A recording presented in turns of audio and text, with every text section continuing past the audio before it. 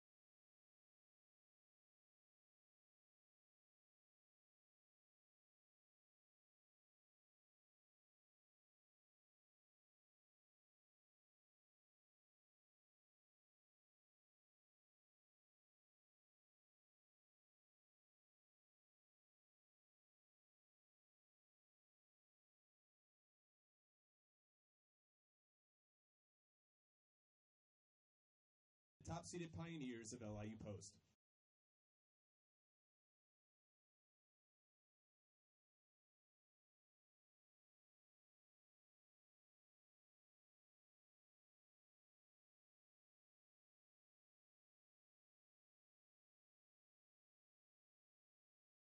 Marcos Vilches.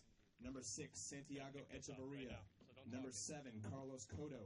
Number 8, Chris Ruiz. Number 9, John Campaneschi. Number 11, Simon Peter Omuba. Number 12, Jorge Sariego. Number 18, Jordan Cousino. Number 19, Chris Musakitis. Number 20, Daniel Lembo. Number 22, Brian Cruz. Number 26, Naya Highsmith. Number 28, Kyrie Wharton. Number 29, Philip Atbashan.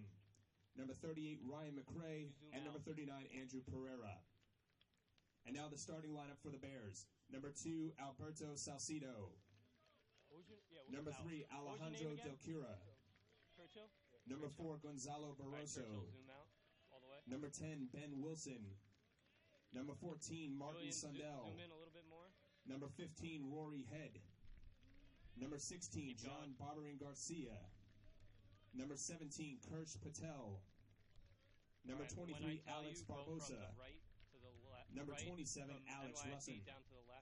And in goal today for NYIT, number 00, Alvaro Cruz. The head coach of NYIT in his 15th season is Carlos Del Cid. He is assisted by Pablo Posada and Franz Seitlat.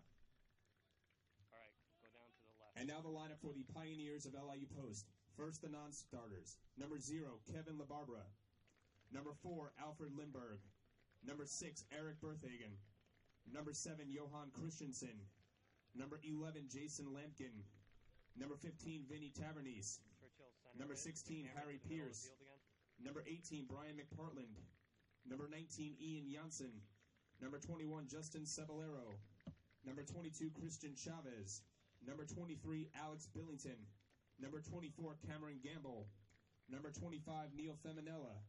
Number 26, Dimitri Partsenevelis. Number 27, Paul Hayes. Number 28, James Hayes.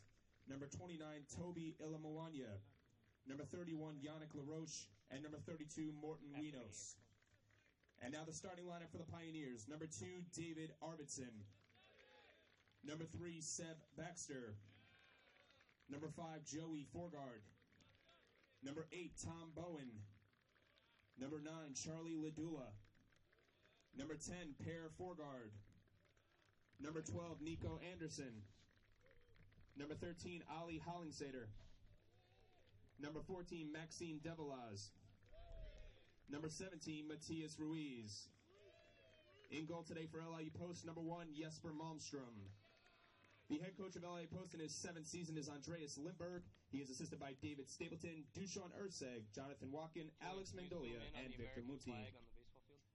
Ladies and gentlemen, at this time, we ask that you please rise, remove all caps and headwear, and silence all cell phones and mobile devices as we honor America with the playing of our national anthem. Okay, you're good. Churchill, you stay on the players.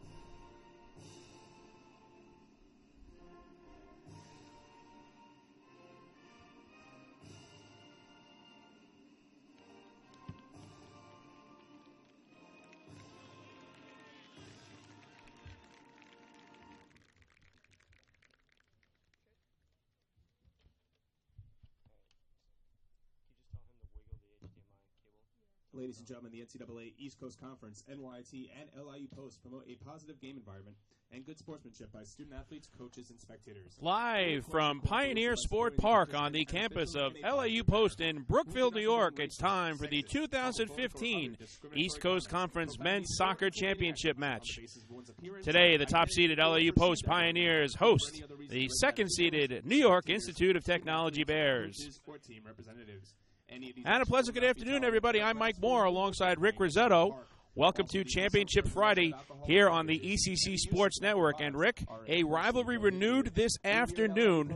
It's a rematch of the 2014 East Coast Conference Men's Soccer Championship match, the Battle of the Boulevard. This time we switch venues from Old Westbury, 0.8 of a mile down the road here to Brookville, but two teams very familiar with each other in NYIT and LIU Post.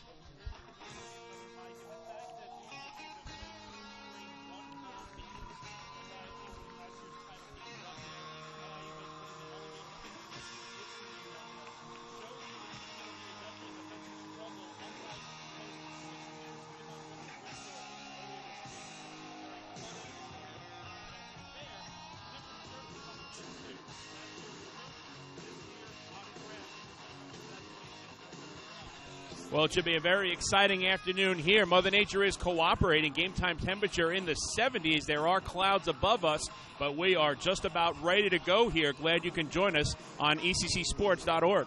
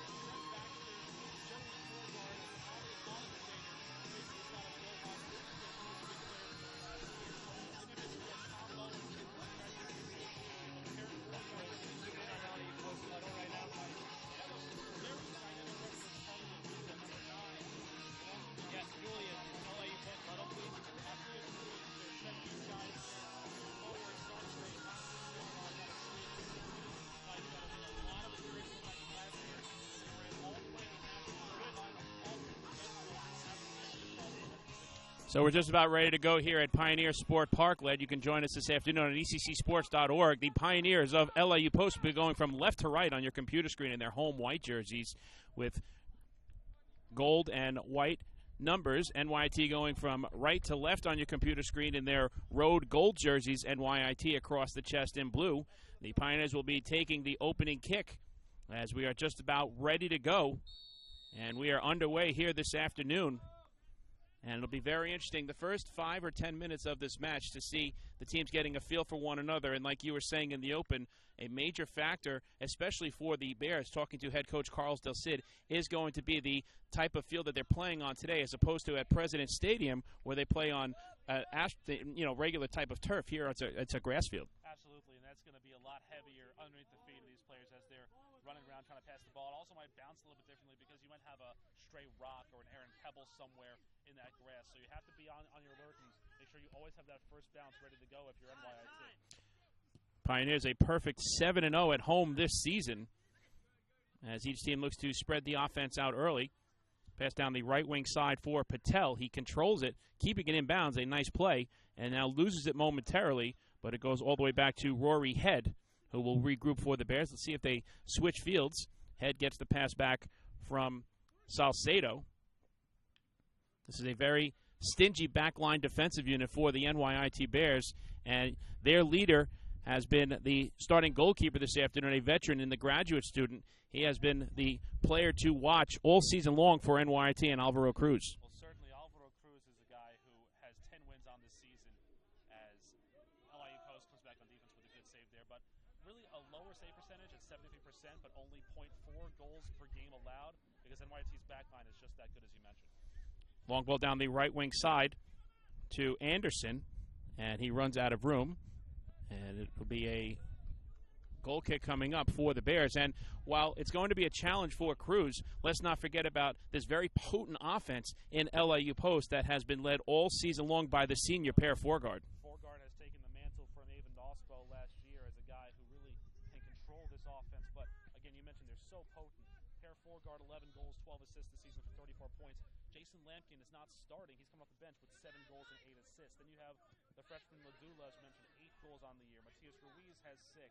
A couple of other bench guys, Johan Christensen and Harry Pierce, 5 goals each. This is a very dynamic, dangerous LIU Post offense. Patel down the right wing side makes a nice move just outside of the box, and it is deflected away, controlled by Seb Baxter. He collides with Patel momentarily, and now the flag goes up as Ben Wilson was offsides. Now, you're talking about the offense and the ability that LIU Post has. Just taking a look at some of their numbers, there's really no one player that you can focus on. Obviously, you have Forgard with the 34 points, 11 goals, and 12 assists leading the way, but you have several other players that are in double figures in points as well. A total of 7 on the check that 8 players on the LIU Post roster that have at least 10 points or more in the season, and it really creates havoc for the opposition because you don't know which one player to focus on. No question. That was the biggest thing for Andreas Lindberg coming into this season, is that you're going to replace Avon Dospo, who's your all-time leading scorer in program history. You're replacing Dale McDonald, who you had as a graduate attacker who had a lot of speed. So how do you bring that in? You find a freshman in Charlie Ladula out of London. You have other guys step up. Jason Lampkin, fully healthy this year, has been a bright spot for them. And really just the showcase of offense from LIU Post again. It's been a pleasure to watch. This is a team that put up 8 goals against Damon College earlier this year. As we mentioned before, 6 in the East Coast Conference semifinal against Bridgeport. LIU Post at 13-2-2 on the season, but NYIT 12-5-1. So, as we were saying earlier, each team held serve in the semifinal matches. LIU Post winning here over the University of Bridgeport, the number 4 seed, and right down the road at President Stadium, the Bears defeated Queens College. So it sets up a very intriguing championship match here this afternoon. Early stages, 4 minutes gone by, still no score.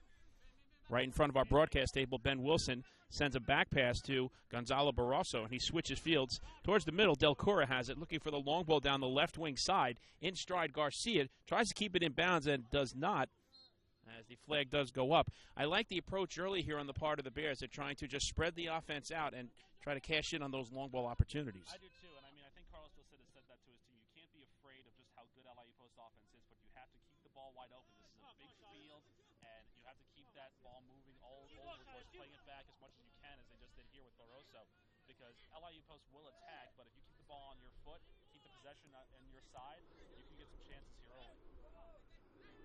Here's Ben Wilson, a very dangerous offensive threat for the Bears, as the pass attempt is headed away, and NYIT controls. Again, along the back line, Barroso sends it down the right wing side for Patel. He controls it nicely. That's going to be a very interesting matchup all afternoon. Patel against Seb Baxter, who does a nice job there intercepting it in the clear. It's just the talent versus the experience there. Patel being a younger player, not really having as much of an experience as a Seb Baxter does, but really Baxter in that Saffron Walden England style of backline play. Very gritty, very tough, will make a lot of clattering challenges, but also very adept of taking the ball away from attackers. And you're right, that could be a very fun matchup to watch as we play on. And we talk so much about the high-powered offense in LIU Post, and deservedly so, and how that's going to be a challenge for Alvaro Cruz. But let's not forget their very stingy backline unit as well, and that is led in the back by their captain and goalkeeper, the junior from Sweden, Jesper Malmström. Malmström came over last year from Lindsey Wilson College and really shored up a big hole that was left by a graduation of Marco Jorgensen from 2013.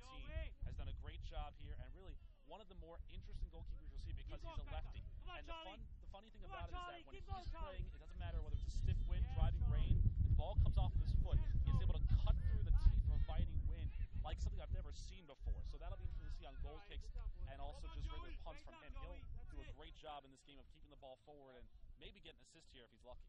And we talk so much about the speed on the wings for each side, keeping a close eye on that matchup between Seb Baxter down the right wing side and Krish Patel.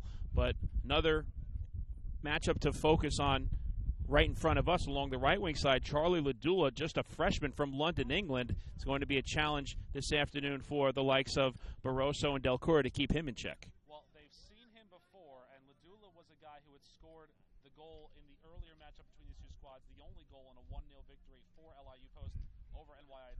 So they have seen him before, but you really can't prepare for speed like that. You have to just kind of cut it out in the middle attack. Is a great challenge there on the back line by NYIT, really cutting out another LIU Post offensive opportunity. And that's what NYIT has to do. They have a very senior-laden back line with the Spaniards that they have.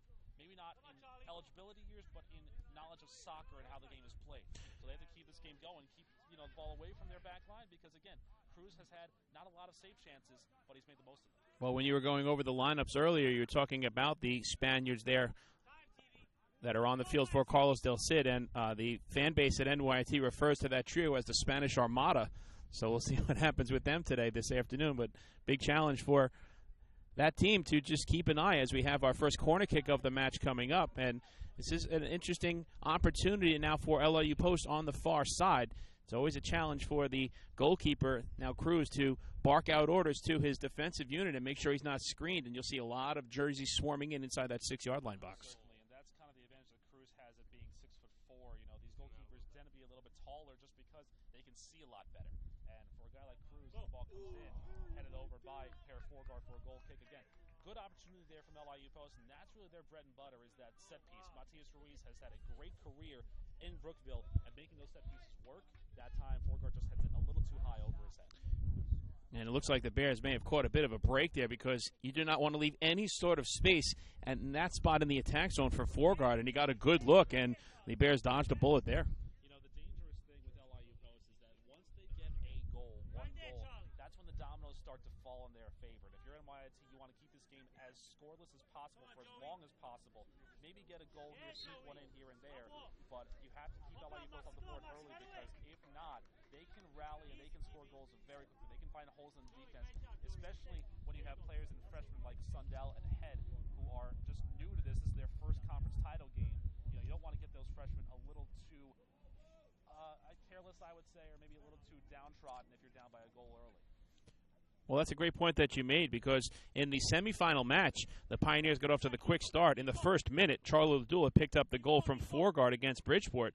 So they made a statement early. The Purple Knights answered in the third minute to even that match up at 1 apiece, but then it was all LIU Post after that as they ended up scoring 5 unanswered goals en route to the 6-2 victory. That's exactly the point that Andreas Lindberg has his offense going for consistently is that they're going to spread the ball around, and if they get an early goal and they get the early lead, they're going to keep chugging and keep going at you. They said 5 unanswered, a 6-1, 6-2 final that ended up being. And that, again, for Bridgeport, that was a shock because they're a very good offense as well.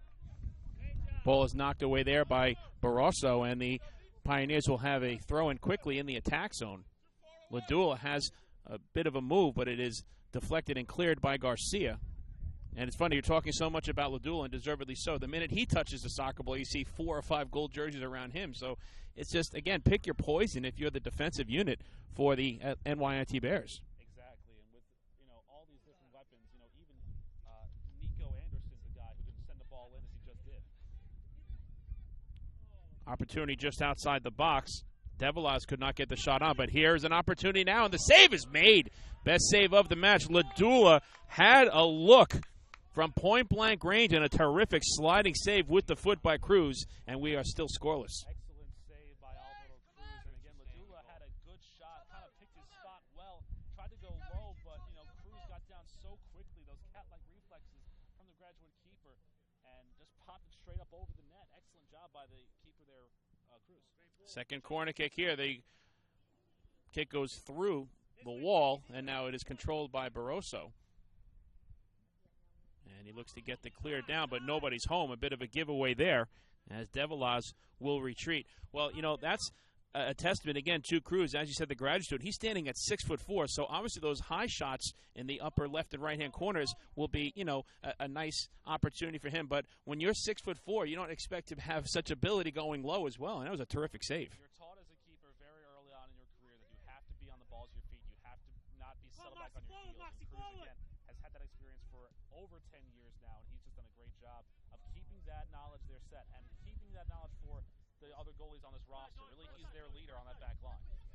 Wilson sends it down to Sundell, but Joey Foreguard knocks it away, and now it is controlled by Anderson. He collides with Barbosa, and Anderson is called for the foul, so a free kick opportunity coming up for the Bears. Nico Anderson, again, the freshman out of Denmark, sort of a wild card on this team because, again, he's a very gritty player, but, that youth and inexperience might be a detriment to him in this matchup today. As you saw, he tried to go over the top of Barbosa there. He's got to be careful. You're not willing to give up a card so early if you're the referee, but for a foul like that, it's got to be close.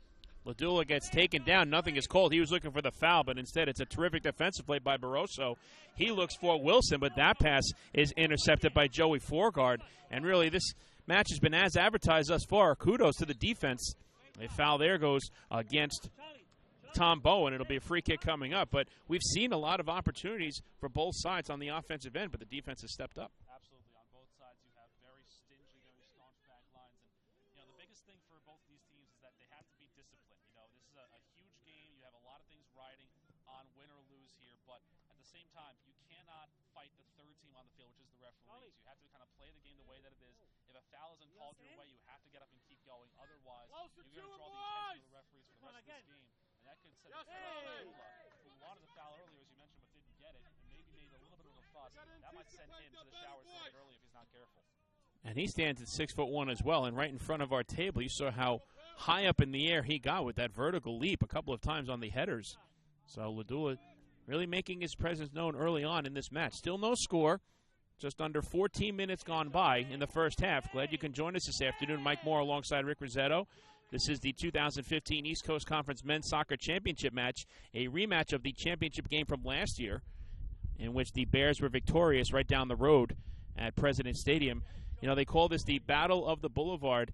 The campuses, respectively, of these institutions are separated by 0.8 of a mile, and no matter what sport it is, anytime NYIT takes on LIU Post, it's always a very exciting matchup. And I think it draws in well for men's soccer as well, because you have your derby matches in the English Premier League as well as in the Major League Soccer. Well, this is kind of like the Long Island version of the derby match, if you will, because of how close these two squads are, and because of maybe not how much hatred there is on the soccer teams, but just how much disdain there is for both schools from either side. You know, you always have that in every rivalry, as you said, in every sport here between LIU Post and NYIT, but this is a little bit different, and you have so much international flair on both sidelines that it kind of adds a little bit more of a draw. It's almost like, as I said, a Manchester City-Man United game in a way, in that you have kind of that feel to it because they're so close to each other. Delcora, middle of the field, sends it over to Barbosa, who finds Sundell on the left wing, and Barbosa heads down the left wing side, cross to the middle for Wilson, but he cannot corral it, and Bowen is able to get the clear.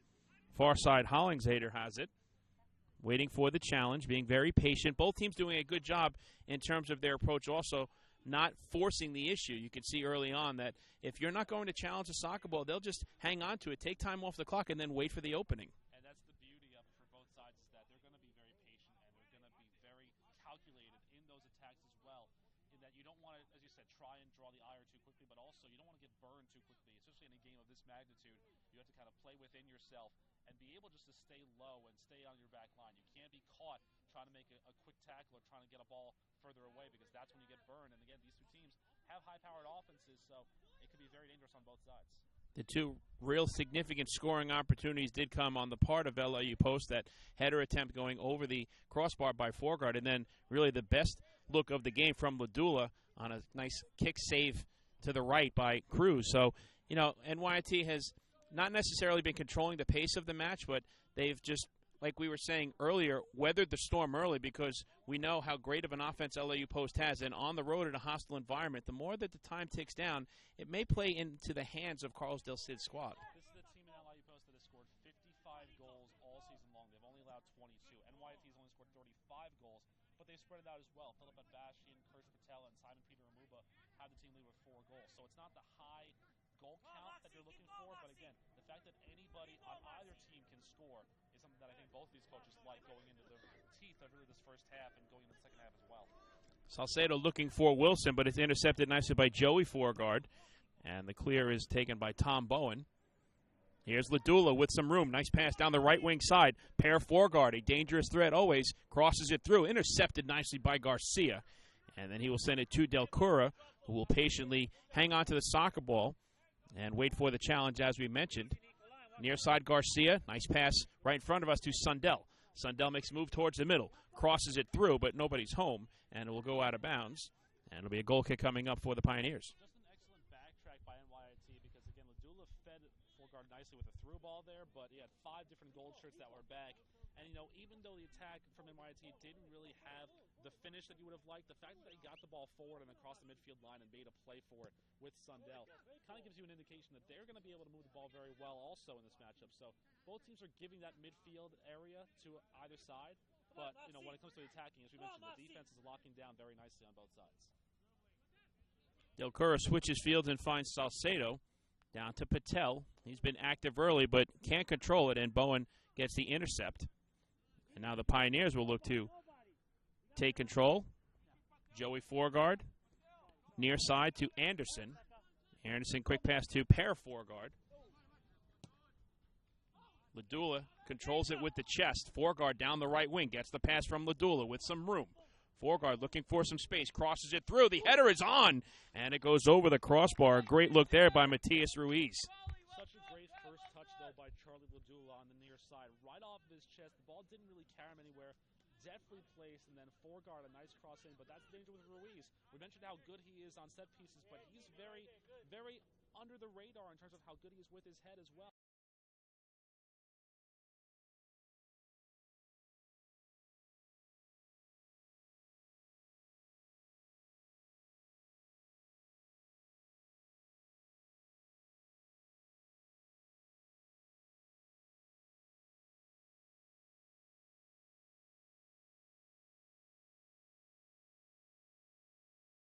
a zero angle look there for Forgard on the far sideline, but Cruz punched it away into a dangerous area, but luckily for him, again, that back line, NYIT was able to keep the rebound away from Charlie Ladula because he had a point-blank shot on net if he had corralled that one. And all of the scoring opportunities have been on the side of the Pioneers thus far. None have found the back of the net, but you always try to get an early indication on the state of the goaltenders. We haven't seen much out of Malmstrom, but you could very much put it in the books that Cruz, the graduate student and veteran, has been ready to go today. Yeah, LIU Post has played a nice high back line, which really gives them a lot of space to almost have Malmstrom be a goalie and a sweeper in a sense, in that if they get into trouble, they can just push the ball right back to him in confidence, and that he'll have that left foot for the boot as he punts this one away again over the midfield line. It's such a very powerful left foot that Malmstrom has. You know, meanwhile, NYIT plays more of a deeper back line because, you know, they want to give Cruz their opportunities, but at the same time, their bread and butter is keeping that back line safe. Forgard again down the right wing side. Tries to make a move. The angle is cut off by Barrasso, but Forgard keeps it. Sends the shot over the crossbar. And now we'll have our first substitution of the afternoon for NYIT. Carlos Cotto, the sophomore from Moravia, Costa Rica, will enter the match. And he is going to be replacing Kirsch Patel. Oh, pardon me, Alejandro Del Cura, number 3. Cotto is a guy who likes to play really all over the field. You know, more of a midfielder by trade, so they're going to have to slide somebody back towards the back line. But Cotto's a very gritty defender, and again, the international experience that he has from Costa Rica gives him a lot of power for this NYIT team. Really the first guy off the bench. You know, can start some games here and there, but in this case, really a very strong backline guy for Carlos Del Cid's club. And we've talked so much about the highlight players, and deservedly so on both sides, but you know, the key, I think, to the success of each of these clubs has been the depth that they've had off of the bench. And case in point, in the semifinal match on Wednesday, the Bears got off to the early lead, 1-0. Queens came back with the equalizer, and then the game-winning goal came from John Campaneschi, who has not seen action just yet, but it's a player that, you know, is not a focal point. He's still an underclassman as a sophomore, getting a lot of playing time, and it was just a hunch that Carlos Del Cid was working on as the shot goes over the crossbar, and it paid off.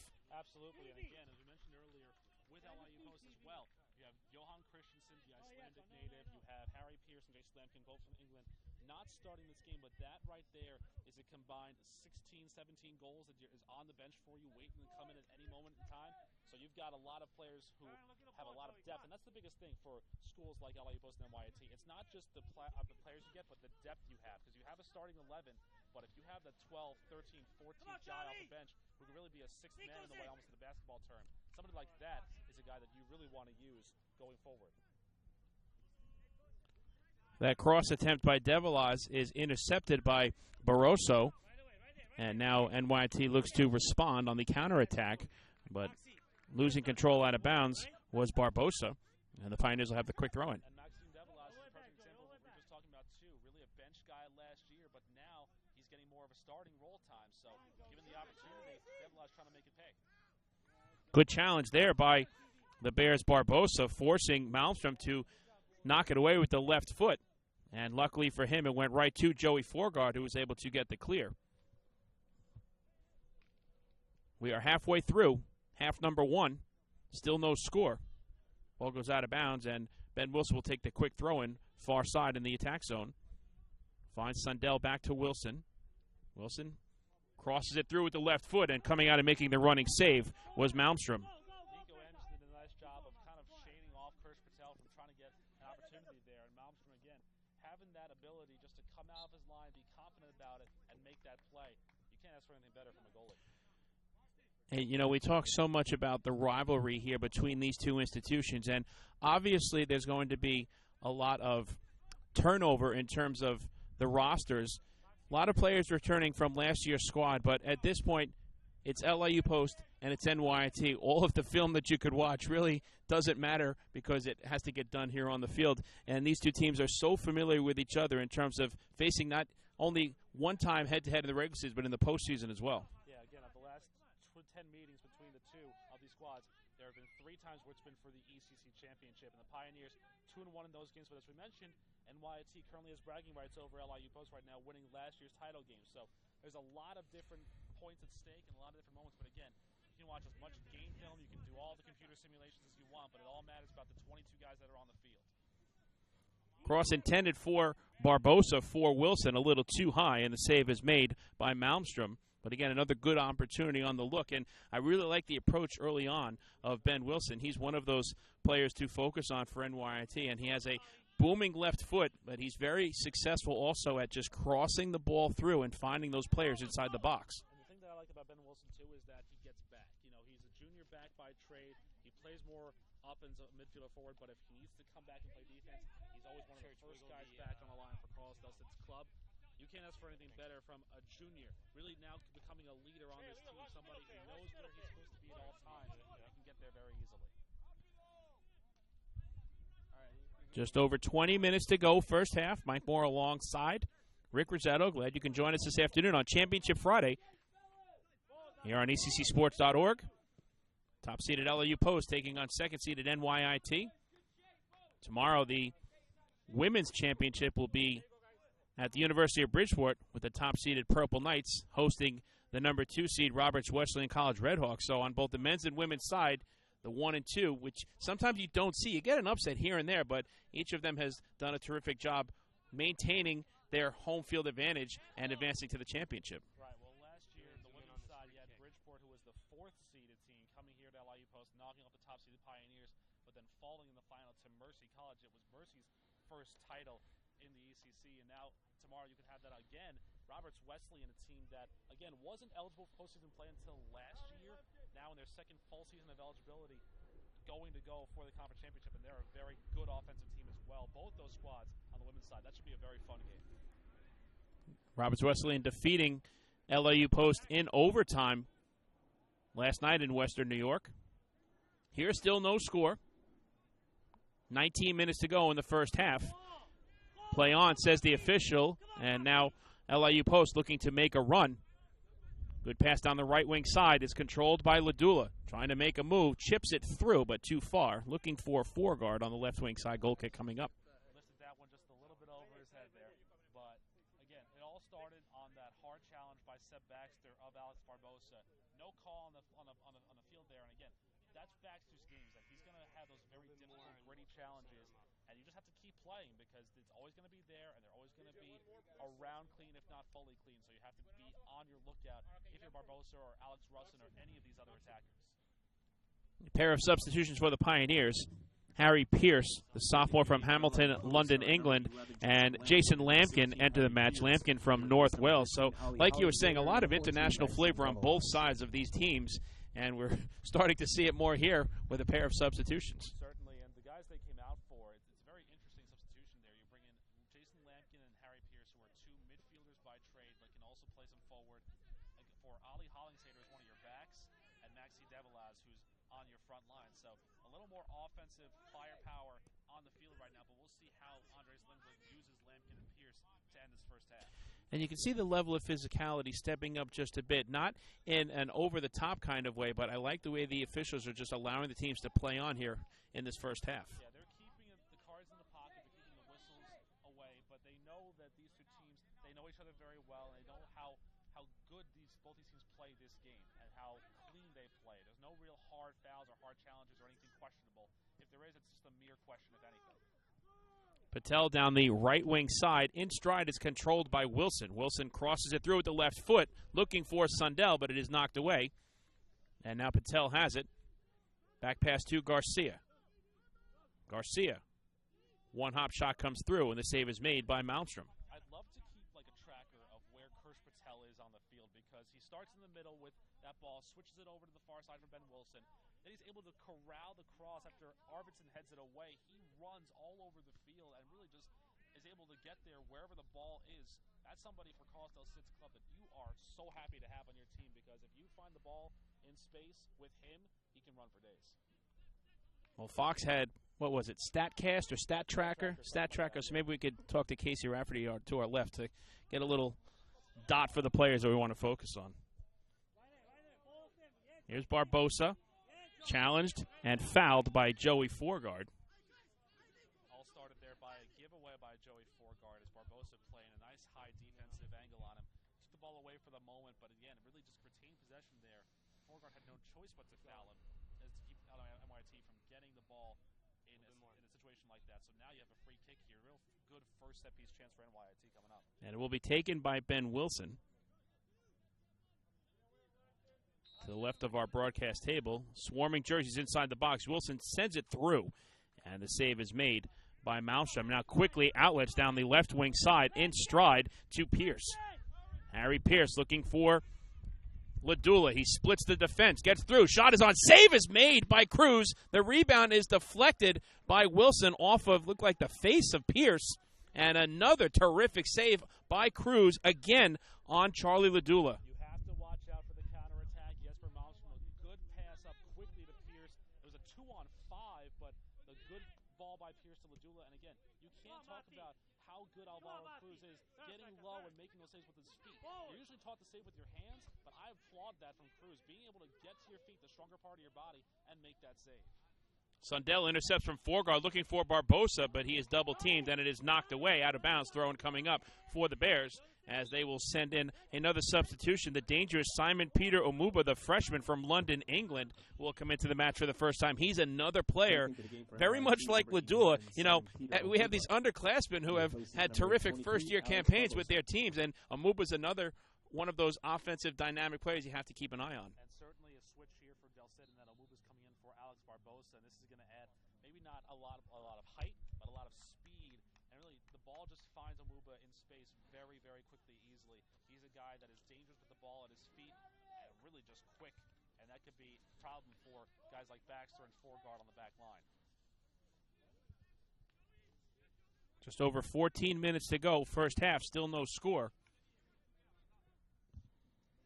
Omuba had the opening goal for the Bears in that 2-1 victory over Queens College on Wednesday in the 22nd minute, with the assist coming from Sundell. So that's a 1-2 punch that we should focus on now that Omuba is on the field. Omuba wearing number 11 and Sundell number 14. Again, a pair of freshmen that have had very good starts to their collegiate careers at NYIT. Usually you talk about freshmen being, that lower tier under the bench. Not here, not with these two teams, because these freshmen from the international circuit have very good experience and loads of talent on the soccer pitch. Wilson gets the pass from Patel. And again, a little bit of an indecisive move there. Was he looking for the cross or the shot? It goes well over the crossbar out of bounds, and he's talking to his teammates there. I think it was trying to get a run in there and a deflection on a one-timer. Yeah, miscommunication there from NYIT. But again, with Wilson playing that high of a line, you expect the ball to kind of bend off of his left foot well. But again, maybe Omuba just didn't really see it on time, or Patel couldn't get there. Nothing really short of just a miscommunication from NYIT. Terrific hustle, keeping that ball inbounds by Lampkin. But then the giveaway is taken by Sundell. Bears look to regroup. Rory Head on the back line. Gives it to Cotto. Cotto looking for Wilson. Instead sends it far side to Russin. Russin towards the middle for Sundell. Punched away nicely by Joey Forgard. And now Per Forgard has it down the right wing side, controlled by Lampkin. Lampkin looking for Ladula, finds him with space. Charlie Ladula trying to make a move, has it deflected on the cross through, and it is controlled and cleared by Russin. Just excellent job by NYIT tracking back on defense. That time Russin, the forward, comes back. Another freshman from Staffordshire coming back there. But again, that's really the big key for NYIT, is that you have to have everybody back.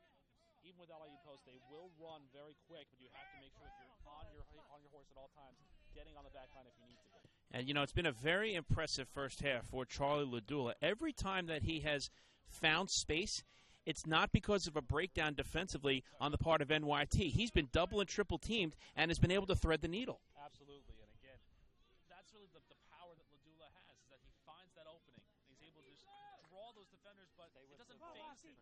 Some guys, they hate the coverage, they hate that kind of contact that you will face, but Ladula loves it. He begs for it pretty much when he's out there. It's a little scary if you're the rest of the East Coast Conference to think that a player like Ladula has 3 more years of eligibility after this season. Well, you think about everybody else that's a freshman going forward, like Omuba for sure. You're very scared, you're very wherewithal, but also makes you want to change your recruiting as well. You want to get guys like Ladula, like Omuba, guys who can just be pests for the back line you're going to face. Another win on the challenge by Ladula, and now he tries to get the pass down the right wing side from Pierce, but it goes too far out of bounds. And we'll have a pair of substitutions for the Bears. The aforementioned John Campaneschi, who had the game-winning goal, makes his first appearance this afternoon. And also Philip Atbashian, another freshman from Belmore, New York, into the match as well. And for the LIU Post Pioneers, it's going to be Johan Christensen, the junior from Iceland. Absolutely. These guys, again, Ladula deserves a well-needed time off. He has a couple of good chances there, but Christensen's a guy who can spell you for a good 10 minutes or so to get that offense going there as well. But on NYIT's side, I love these subs coming in. Atbashian, yes, a freshman from New York, from Belmore, but a guy who has the finishing ability, 4 goals so far this year. A guy who I'd like to liken him to maybe a Chris Wondolowski in the fact that he's a guy who will always find the space, find the spot in that midfield line, and have the ball on the attacking end and can always strike devastatingly. And the other point to make, too, is the fact that Carlos Del Cid and Andreas Lindberg are just trying to get some fresh legs out there, like you said, to give their starters a breather here and there. But it's not like they're putting them in just to, replace those offensive players for just a minute or two to get, some water and replenishments. They're players that are coming in that could really make their presence known on both ends of the field. Absolutely. And again, you mentioned how good depth-wise both of these teams are, and that's the biggest thing is that when you have guys like Omuba who can come in, as Malmstrom will take this ball before he gets there, or on the other side like a Christensen or a Lampkin, just somebody who can get you some space and get you some opportunities. They're also guys who can score, and that's the biggest thing is that you want to put in somebody who can score off the bench, who can be that super sub for you if you will. Here's Forgard. He's been quiet, but every single time he's touched a soccer ball, he's seen gold jerseys surround him. Nice one-touch passes by the Pioneers, but that one intended for Anderson goes too far, and it'll be a goal kick coming up for the Bears. But I like a little bit of the tic-tac-toe approach there. Just, make those one-touch passes, and that doesn't give the defense a chance to see where they have to go. Right, but a one-touch pass can also be detrimental for your offense as well, as we saw, because Anderson wasn't really ready for making that run. Lampkin sent the ball in anyway, so it's kind of a missed opportunity there on the other side, and that could just be a freshman mistake. That could be somebody not really, knowing where the ball is going to go, but you have to be aware of that at all times because one-touch passes, as we said, are good for the offense, but they also be detrimental to the offense. That's an excellent point. You're absolutely right, because on one side, if it does work to perfection, then the defense is in trouble, but on the other side, if it doesn't work because, the pass goes one way and the player goes the other way, then it's just, an easy take for the defense. Right, and the biggest thing there is that whenever you see that, you have to watch the reaction of the passing player because generally they'll either, have their hands at their side or they'll, raise their hands up and, say why, what happened there, what was going on. These two teams are very not as vocal as other teams in this conference that I have seen before when it comes to plays that don't exactly work out the way they thought they would. Forgard's pass intended for Bowen is intercepted, and now an opportunity here for the Bears. Down the left wing side, Omuba has control, crosses it back, but it's too far, and it's intercepted. That's a play that I'm sure Omuba wished he had back there. But he does get possession of the soccer ball back. Omuba looking for Campaneschi, keeps control, waits for the challenge inside the box, now crosses it through, and Bowen is able to knock it away with Atbashian right on his tail.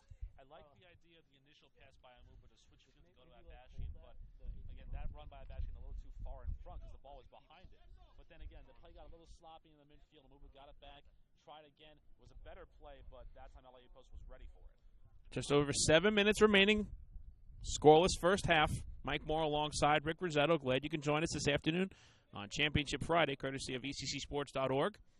And, Rick, as we approach the 5-minute mark to go here, just give me your thoughts on what you've seen so far on both sides. It's been a very, very good soccer game on both sides. Both teams have kind of really felt each other out very well and played to their strengths. LIU Post has opened the midfield well, but NYIT has played more of a back line, more of a defensive game. They have had their opportunities as well on the offensive side, but not as many as you would like if you're Carlos Del Cid, but you can take that for what it is because as Patel's cross towards Garcia goes well over his head and out for a goal kick. The fact of the matter is that if you're NYIT, you want one shot. You want one chance. In a back line, maybe a broken play, you want one chance there, and that's all you need because a one-goal game, that's how these games are usually decided. For LIU Post, you want a little more offense. You want to spread the ball out a little bit more, but NYIT's defense has been so good so far that if if it goes goalless in the halftime break, there's no way you can complain about it. It really was very good. And obviously we were unable to get access to the locker rooms in terms of the approach on both sides, but I would think at this point, with just over 6 minutes to go, Carlos Del Cid and Andreas Lindberg have to like what they've seen so far. Obviously there's zeros on the board, but their approach and the game plan of each team has pretty much worked thus far. The fact, too, that both of these coaches have been here for so long. Del Cid has been at Tech for 15 years, and Lindbergh has been at Post for 7. They know what to expect. I mean, you're not talking about a first-year coach whose team beat the opponents they're facing 5-1 in the previous game. This is a rivalry that has so many close games and so many just games that are decided in the very, very last minute. So not a surprise there at all on either side. And right in front of us, Amuba was trying to make a move, but he was ending up taking down Forgard, much to his dismay. And you can hear Andreas Lindbergh to our left. Go ahead, Rick. For sure. Just making sure the referee knows that Amuba was a guy who earlier had tried to punch one of his teammates away, and definite foul right in front of us. Amuba, tried to play close with Forgard there, but got too much of Forgard, pulled him down. Easy foul to be called. And again, he's a player that has to be very careful because now he's got not only the referees on him, but the other coaches on him as well. And so the idea is you want to be quiet. You want to try and keep yourself in this game because of how dangerous of an offensive weapon you are. If you can't do that, you're going to see a caution play. Forgard, nice pass down the right wing side. In stride, cross comes through, and it's headed away. Forgard on the rebound, and the save is made by Cruz. Terrific look there. Forgard trying to get the game's first goal, but again, Cruz well up to the task. Lampkin's first cross was for Christensen, went over his head. The clearance didn't really go in the direction that NYIT wanted, and so Forgard right on the doorstep, but again, Cruz making a fantastic save, diving to his left to keep that ball from going into the net. Checking in for NYIT. Daniel Lembo makes his first appearance, another freshman, local product from Hicksville, New York, replacing Patel. And boy, again, Forgard with a nice look on the corner kick earlier in the half with the header that went over the crossbar. That time another head attempt, and it was about to find the back of the net. A great diving save to his left by Cruz. And that's just the thing for Forgard is that he's had his chances here in this match.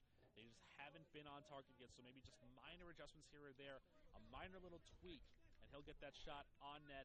But again, with the way the Cruz has been playing so far, I don't know if it's going to go in because of just how good Alvaro Cruz has been in net for the Bears. Well, he has brought his A game for sure this afternoon in this championship match. And immediately making his presence known is Lembo, forcing the throw-in. Garcia telling Lembo to go. And now Omuba has it knocked away by Forgard. And, those two have kind of been going back and forth the last couple of minutes. It'll be very interesting to keep an eye on that one-on-one matchup the rest of the way. All of these great matchups going on, but Forgard and Omuba for sure. And again, with the way that the referees now watching this game and the way that the coaches are watching Omuba, that's going to be very tough because that's the one that could draw the first card of this game on either side. Because if you're Joey Forgard, you have to stay within yourself because you know that Omuba is going to be a freshman who's going to be very, very physical and confrontational. Forgard, the junior, has to just be very calm. Pierce to Bowen, a nice look down the right wing side to Anderson. Anderson sends it through the middle, looking for Forgard, but sliding and knocking it away. Terrific move there by Barroso. But now taking it back once again is Jason Lampkin. Lampkin's pass intended for Christensen is knocked away. And we will have another corner kick coming up here for the Pioneers, near side to our right. Just good backtracking by Jason Lampkin in that he lost the ball. Barroso made a good play to Carlos Coda, but Lampkin will race back, get the ball back, and have another chance here. Now you've got a set piece for the Pioneers coming in. Just over 2 minutes to go, first half, and the shot is on. Save is made again. A punching save by Cruz, and looked like that time it may have been Christensen on the set play. Going towards the crossbar, but you want to be safe. You want to just punch the ball over, even if it gives them the corner kick opportunity to LIU post. Better that than a ball loose in the box there. Great job by the graduate keeper Cruz on just making another brilliant save. Christensen at 6'1", getting way up in the air on that header. Terrific set play, as you said, Rick. And now off the corner kick again. punched away by Cruz. It's controlled. Slipping and losing his balance was Pierce. And Bears may have dodged a bullet there because Pierce had some room. But there's where the field conditions factor in. As this ball is cleared away, controlled by Garcia. And now he sends Campaneschi down the left wing side with some room. John Campaneschi keeps control. Into the attack zone. Waiting for a challenge. Sends it through, looking for a Muba. But it's knocked away by Anderson. Good play there. As that could have been a golden opportunity for the Bears that goes awry. Last minute of play in the first half, 1 minute.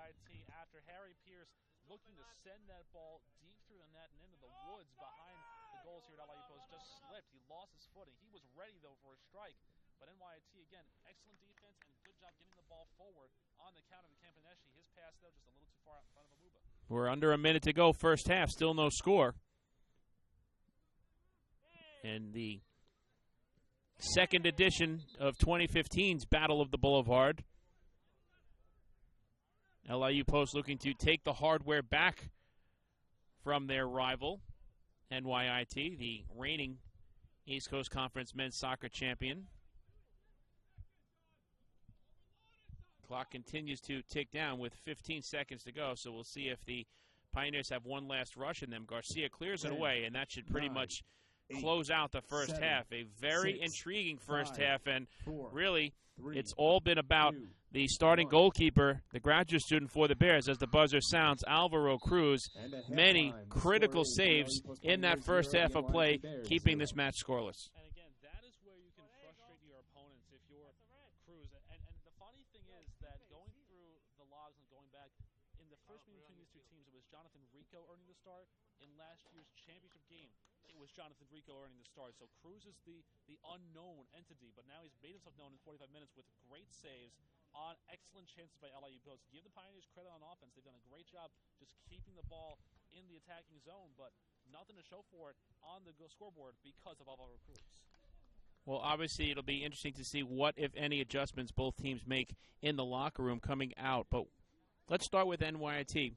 What's the message that Carlos Del Cid gives to his team right now? Keep fighting. Keep that back line high. Keep LIU Post. Let them have their midfield chances, but keep that back line higher. Make sure that you can stop them on defense and then just go for one chance. One shot is all you need if you're NYIT. One good opportunity on a counterattack. You don't want to try and go into a battle of offense with LIU Post because you're not going to win. And for LIU Post, I guess pretty much same as what you went through in terms of your first half approach is, don't change anything because you've had a number of opportunities, but Cruz has been well up to the task. Yeah, there haven't really been any problems for LIU Post on the offensive end, and really that's just the big key, is that you want to keep going where you know your strength is. You want to keep feeding that offense. You want to keep feeding pair foreguard. There was some great wing play from the Pioneers here in this first half as well. You want to keep that up as well. You don't want to change much. You want to hope for one bounce, one break that can go your way, and that will open this game up even further if you can get a goal ball as Cruz. So 45 minutes in the books here from Pioneer Soccer Park on the campus of LIU Post in Brookville, New York. And the score at the end of the first half of play is the top-seeded LIU Post Pioneers 0 and the second-seeded NYIT Bears 0. When we come back, we'll bring you the first half statistics and get you ready for the start of the second half. You are watching the 2015 East Coast Conference Men's Soccer Championship match right here on ECCSports.org.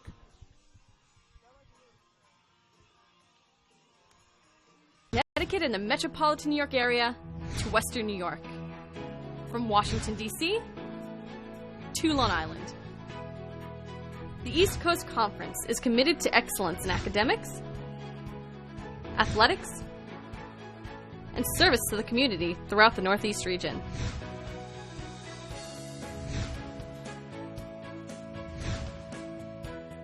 The East Coast Conference, a proud member of NCAA Division II.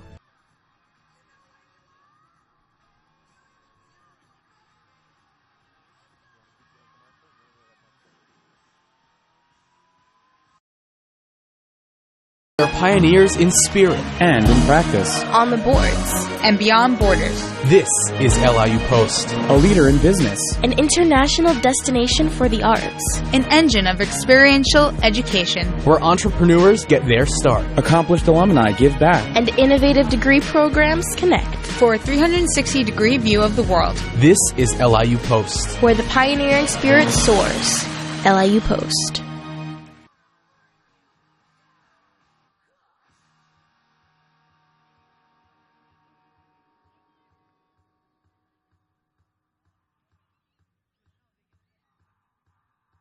out, grab a delicious latte, and head over to the NYIT Manhattan campus. First stop, Engineering Lab. Then off to Central Park for a bike ride. Stop by Times Square to pick up my show tickets. Quick call with my professor about our project to bring green energy to the Intrepid. Take a trip to the Career Center to pick up my internship info. Back to my place to freshen up before meeting my friend for dinner and Soho window shopping. Then back to campus for a study group with my NYIT Nanjing friends. Off to bed before tomorrow's new adventure. Visit NYIT.edu and create your own adventure. New York Institute of Technology. We're out there. Join us.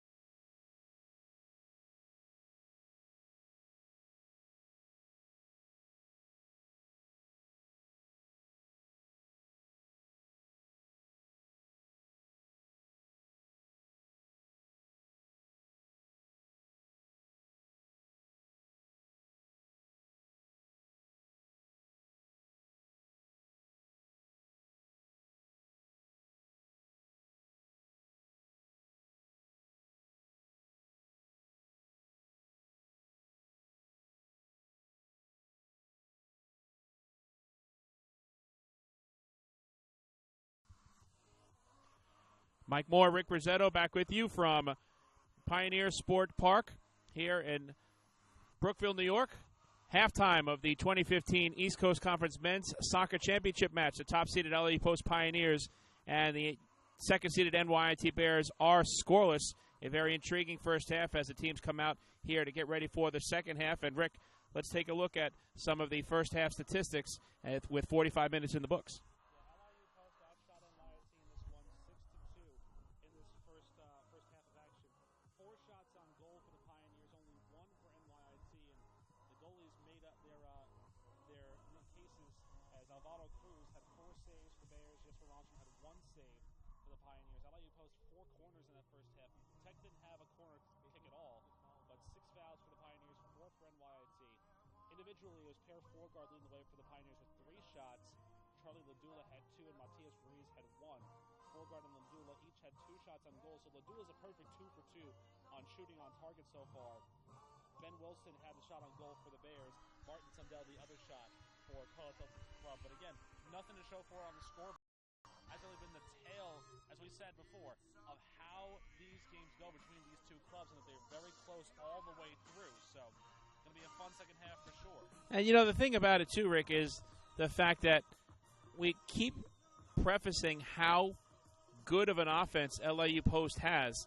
I mean, obviously we don't have the numbers in front of them, but I think it's pretty safe to say there have not been many halves that have been in the books in which the Pioneers at home, who've been unbeaten this year, have put up a 0. So, again, that's a testament to NYIT. And it's also just an idea of the fact that you don't really want to try and do anything too out of the ordinary in that first half unless you have the offensive prowess. You're going up against a team that you know does not have a good defense. But NYIT has a very, very talented back line. And, you know, for LIU Post, again, the 6-2 shot advantage shows you that they have had their opportunities, but that's just the way that NYIT has been, and the fact that 4 shots on net, and Alvaro Cruz has stopped all 4 of them so far. So give NYIT credit. They're keeping themselves in the game by just sticking to their game plan and staying on that back line. And, Rick, a very interesting point that we want to make now. The buzzer sounded. The Pioneers are on the field ready to go, and we are still waiting to see where NYIT is. They are yet to come out of the locker room. So, you know, you don't want to say it's a sense of gamesmanship here, but this has to frustrate the Pioneers just a little bit. And, you know, I don't blame them because the officials are here ready to go. The players are on the field. There's still no sign of the Bears. Right. That could just be a number of different issues there with maybe, NYIT still in the locker room, still talking about things over, maybe losing track of time. You don't want to suspect anything, but, there could have been games different that their locker room could have been locked. You never know. They've locked from the outside. You're not sure. Right. So it's just an idea and a case in point that, maybe there's just a little bit more to this. And again, I think both teams kind of understanding the way that this is supposed to go. There's no at-large bid, and we spoke about this in between the halves. There's no at-large bid on either side, so that could be a case. LIU Post has been in the top 25 of the country most of this year.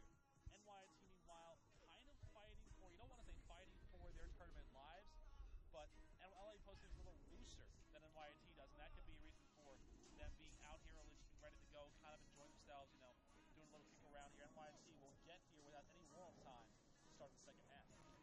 Pioneers, the 17th ranked team in the nation in Division II men's soccer. And, another interesting little chess match here. The Bears are out of the locker room, and the first thing they have to do when they head to their bench is go right past LIU Post bench to our left. The starters are on the field, but, again, you wonder if, as long as cool heads prevail, does that get inside the psyche and the mentality of the Pioneers? Probably not, but it's very interesting. Let's see what happens the first 10 minutes or so. Interesting concept, and I might agree with you. And the fact that NYIT will start with the kick, we'll see if that kind of dictates how the presence of play will go here as well. You never really know for sure until that ball is kicked. So we'll have to just wait to see how both teams kind of react to that instance for sure. So we're just about ready to go here. The Bears will take the opening kickoff of the second half. Now moving from left to right on your computer screen in their road gold jerseys, NYIT across the chest in blue. LIU Post going from right to left in their home white jerseys and their traditional green and gold numbers and lettering. And finally, I think we're ready to go. Second half is underway. Glad you can join us this afternoon on ECCSports.org. Sundell stumbles momentarily, but has it now looking down to Garcia on the long left wing side. Quickly to Patel, and he has it knocked away. Good play there by Anderson. You mentioned Patel has been all over the field, very much like a striker today, and he starts on that left side, but I'm sure we'll see him everywhere the soccer ball is in the second half. And NYIT coming out, really three backs on the line in Rory Head, Gonzalo Barroso, and Alex Russin. So they're going to play more of a heightened 4-5-1 maybe, but at the same time, you kind of wonder, with three players on the back line and Charlie Ladula there for LIU Post, what's the strategy here for Carlos Elcid's club? And that Ladula is the guy who thrives on being in coverage and having the ball in tight spaces. Wilson crosses it through, but it is knocked away with the left foot quickly by Arvidsson and controlled by Barroso. Garcia waits for an opportunity, finds Patel along the left wing side. He's double teamed. Coming through there on the attempt was Omuba, but nobody was home. And now Ladula one-on-one. Great intercept, cutting off the angle by Barroso. Sundell has his pass intercepted by Forgard. Pair Forgard to Jason Lampkin. Middle of the field, Tom Bowen down the right wing side. It's controlled by Devilaz. Devilaz looks for an opening. Good ball in stride. The cross comes through, and the shot is deflected, and it goes out of bounds. I think it was last touched by the Pioneers. It should be a goal kick coming up, but a very good look there for LIU Post. Forgard had it right on the edge of the 6-yard box after a nice low cross played in by Nico Anderson, but just, again, a case where Forgard got close enough to it, but just didn't have the finishing touch as that ball just skied well over the crossbar there. So, again, nothing's changed so far in that NYIT has had to dodge bullets here and there, but you only wonder how many more in that chamber before one connects. Patel looking for Garcia, but it is taken by Sundell down the left wing side. And Sundell's pass goes off of Garcia. Quick throw-in coming up for the Pioneers. And a hard foul there. One-on-one opportunity. That was taken down on the play. Salcedo. Ruiz going at him there, and Salcedo is slow to get up, and he will be looked at now by the training staff here of NYIT.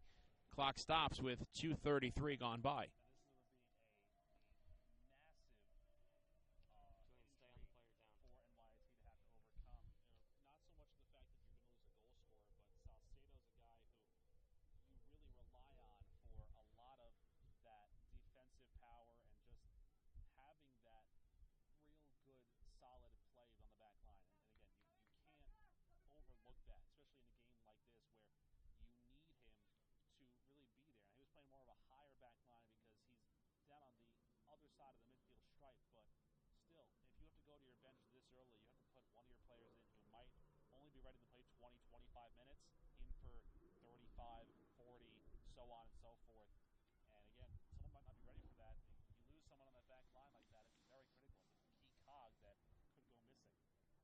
And taking a look at the Bears bench to our right, a couple of players warming up, but a look of concern on the part of Carlos Del Cid.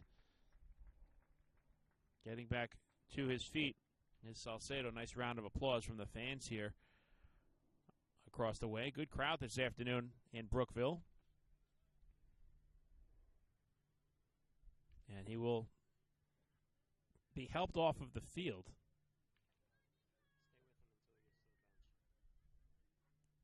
Appears to be holding his right wrist or his thumb.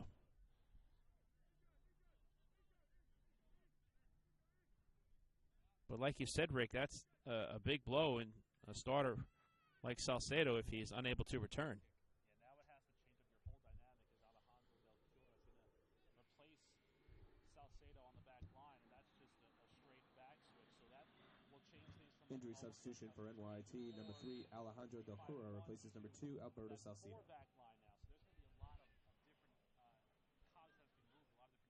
We'll see if there's any effect. Forberg's one-touch pass for Lampkin is intercepted, And the aforementioned Del Cora just into the match in the second half gets the clear. Arvidsson has it go off of the face of Barbosa. And so the Pioneers will get the quick throw in. So now NYIT switching back to almost a 4-4-2 as you have Head, Garcia, and Barroso there along with Russin. But Del Curo's playing more that midfield line with Sundell and Ben Wilson as well, along with Patel. And you've got Barbosa and Omuba on that forward line. So it switches from a 3-5-2 to a 4-4-2. And that could be detrimental to NYIT's attack because they only have 4 midfielders instead of the 5, the different cutting angle you can get in there. Long pass is sent through and taken on one hop by Malmstrom, and he quickly outlets for the clear. You could definitely see now that the Pioneers are looking to get more runs early in this second half and try to create scoring opportunities. Now, it looked like that was the approach coming out of the locker room, but you wonder also how much that has to do with Salcedo not being in due to injury now here. Yeah, I think that could lend itself to be a major sticking point for LIU Post, is that once you have a player like that go down, you have to kind of adjust yourself as the defense adjusts as well. Amuba down the left wing side, one-on-one against Ruiz. Tries to make a move. Nice back pass to Sundell, who crosses it into the box, but it is headed away beautifully by Arvidsson. Not really a great cross there from Sundell. Amuba did a nice job of shading the ball away from his defender, but Sundell was a little heavy on the first touch. And again, that grass field feel, when you lose a little bit more, it's almost like hitting a divot in a golf course, is that you lose a little bit of power. Wilson gets the pass from Patel. Ball is deflected away. Pioneers look to get the clear, but gold jerseys surround LIU Post, but they do have possession. And now a giveaway. Sundell, one-touch pass to Patel inside the box. Patel fires a shot. It's deflected, and the save is made by Malmstrom. Good look there for the Bears. There's that defensive line there, though, in that you have Joey Forgard, who got low enough to block that shot because Patel was ready to rifle that ball with his left foot past Malmstrom. But again, because it was deflected on its way in, not a lot of power behind it, just an easy little ball scattering its way right to the goalie. The challenge is won by the Bears, and then it goes out of bounds, and the Pioneers get the quick throw in. You know, you made the point earlier, and it is being put on display here. Both sides, but especially on the part of Malmstrom. And when he makes a save, he boots it out with the left foot, and it doesn't seem like it could turn into an opportunity, but the way it goes so far down the field, it could create an odd man rush. Absolutely, and that's kind of the best thing for your arsenal, is that when you have your goalie there, creating that challenges. There's a terrific intercept by Barroso on the give-and-go attempt from Lampkin to Forgard. And there again is that stingy back line for NYIT. It's really been the telltale sign this afternoon, all about the defense. You know, the big thing for an attacking side when you're going into a defense right now is that you kind of have to look and see what the defense is looking for out of your attack. Because now you've seen a lot of different times where there's been a lot of passes involved. If you're an offensive player like a Jason Lampkin or a Charlie Ladula, instead of going for that pass from the one-timer, take a shot on net. See if Cruz is up to the task, because if you're going to slide it over from the near side and try and pass, you have a decent angle to try and go near post. So if Cruz isn't expecting it, you can sneak one in past him. And it's an opportunity I think that the Pioneers need to take here. Omuba looks to make a move, and it is last touched on the slide by Arvidsson. And now they're going to say it was Omuba, pardon me, so it'll be a goal kick coming up. And again, what we're seeing here is classical defense on both sides. On one side, Jason Lampkin tries to slide a pass in towards Per Forgard. Gonzalo Barroso is there to make the easy stop. On the other side, Simon Peter Amuba on a one-on-one with the keeper, but in comes David Arvidsson to affect his line, make him try and leap over the slide tackle, loses the ball over the touchline for a goal kick. Lampkin gets the pass from Forgard, one-on-one against Barbosa, and his shot goes over the crossbar. Goal kick coming up. Just a case there where Jason Lampkin didn't have a lot of space, was closed down very well by the NYIT defense, specifically Alex Russin and Rory Head, and tried to lift a crossover, but the wind kind of took that one as it went over and past the net. So chance there for LIU Post, kind of missed, but again, you'll take it if you keep that pressure going. Yeah, I mentioned that it was Barbosa, but it was indeed Russin. Good job there, Rick, and a nice defensive play by Russin. Here's Wilson towards the middle of the field in the attack zone. Tries to make a move, is double-teamed. He finds Barbosa. Barbosa one-on-one against Arvidsson. And again, the defense steps up for LIU post. Back and forth we go. Sundell gives it to Omuba. His shot is deflected, but the Bears have control. Here's an opportunity for Russin. Gives it to Barbosa.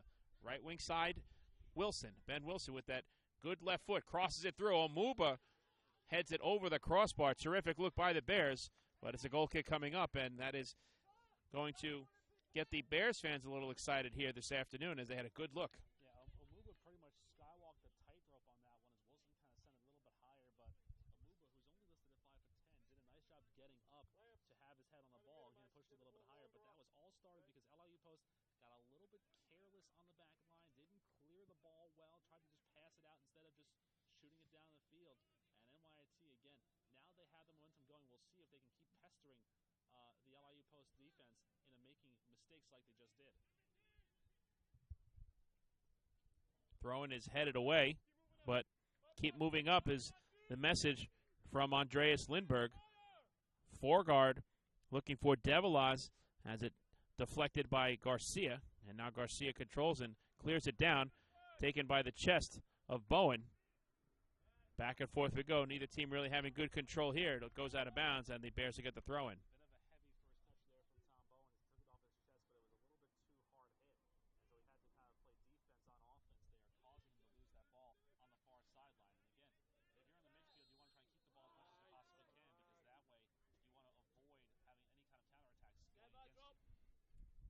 Off the free kick, Omuba cannot keep the ball in bounds far side to our right.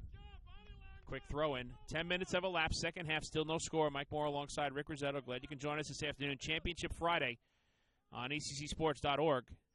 Top-seeded LIU Post hosting second-seeded NYIT in the continuation of the Battle of the Boulevard. And it has been as advertised thus far. Ball is controlled by Bowen. With some room down the right wing side, Devilaz has it towards the middle.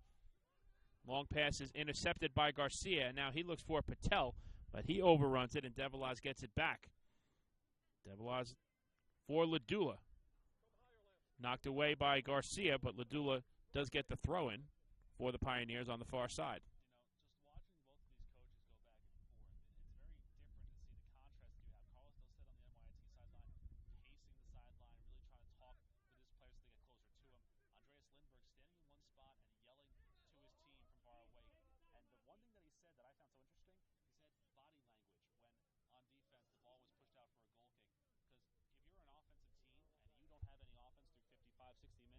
You're going to get frustrated. You're going to start to get a little down on yourself. And he just said, keep the body language up, keep it positive, keep the ball moving forward there. And, right now, LIU Post with a good free kick opportunity here, and that could be a good sign for them. If they can get a goal going, you'll see the rejuvenation in their spirits and really in their mindsets as they go forward. A cross comes through. Forberg finds the back of the net. And the Pioneers are on the board off of the free kick. There it is. Per Foreguard on the header. Nothing that Cruz could do there. And LIU Post takes a 1-0 lead.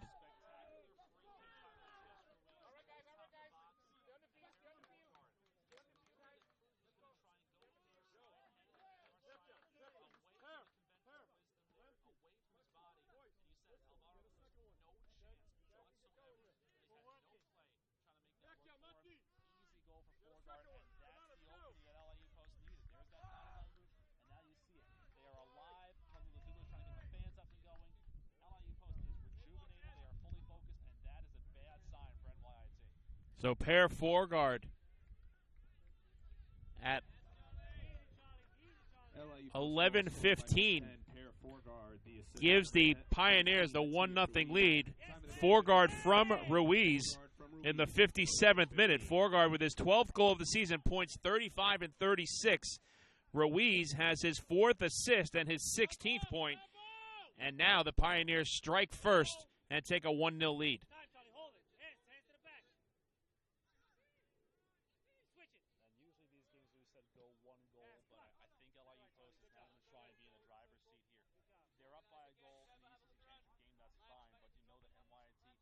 have weapons. Barroso can shoot, as well as Del Cura. Rustin's a good player who can get up there. So if you're LIU Post, the second goal is just as important as holding NYIT off the board. 12 minutes, 10 seconds have elapsed here in the second half.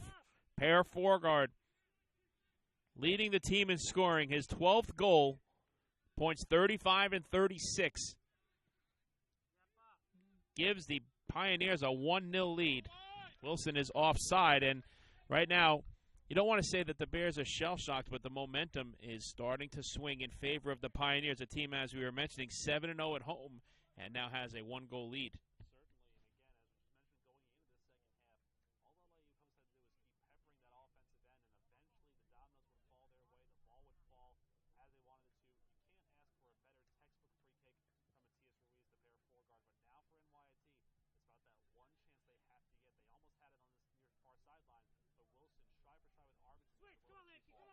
And the point that you made just a moment ago, Rick, the fact that there's no way that LIU Post is sitting on this lead. They have another chance here inside the box. The shot is fired on by Lampkin, deflected, and now we have a foul called against the Pioneers. And I love that approach.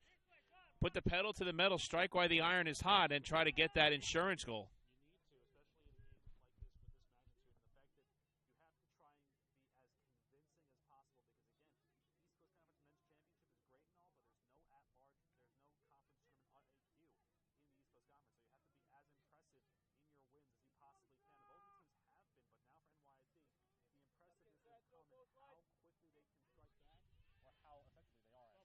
Sundell crosses it through, but nobody's home. Patel tries to take it off of the left wing side, but Anderson knocks it away. And NYT will get a throw in the attack zone. Garcia looking for Barbosa. Barbosa gets taken down. Nothing is called. Sundell loses it. Omuba's shot is on, and the save is made by Malmstrom. A terrific look there by Simon Peter Omuba, and Jesper Malmstrom is able to secure the lead.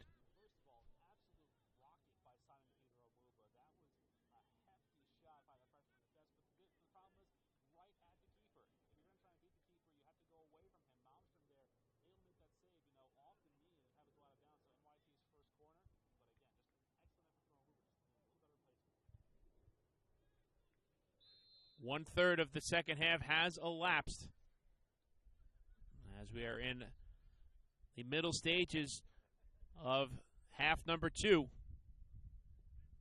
with LIU Post leading 1-0 on the goal scored by Per Forsgaard, the senior from Stavanger, Norway, has been the team's leader. And, you know, like you were saying, LIU Post was ranked 17th in the nation coming into this match. So, in all likelihood, win or lose, they would get a bid from the committee. But you don't know where that venue is going to be. So, Forsgaard may be closing out his career on his home field, and he wants to do so raising some hardware. That shot is fired on and deflected out of bounds. But it was last touched by the Bears, so we'll get a corner kick coming up.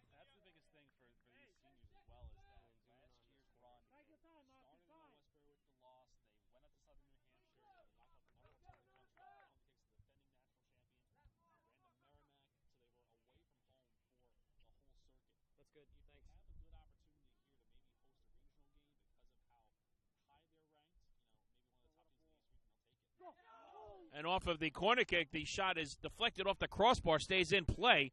And now a foul called against Arvidsson. Another terrific look, once again, off of a set play on the corner kick for the Pioneers.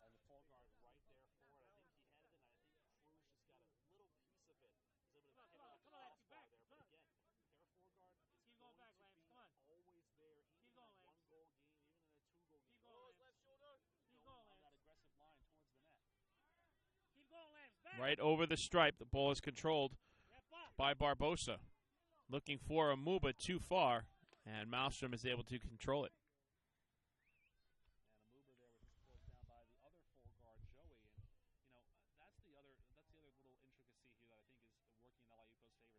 on this team. You have one that is always going to be an aggressive player on the offensive side of the field, and and one who's going to be an aggressive player on the defensive side of the field. And when you have two brothers who are working in sync like that, it is going to help you for the entire way of the season as it has so far for them. 28 minutes remaining in regulation. LIU Post leading 1-0. Cross is sent through too far for Lampkin. Goes out of bounds, and the Bears will look for the quick goal kick.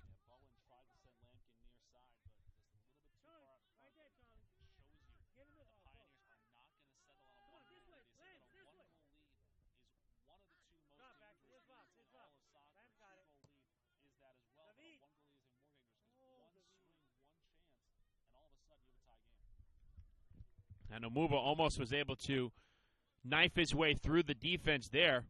He does get the deflection, and it leads to a corner kick coming up to our right for Ben Wilson and the Bears.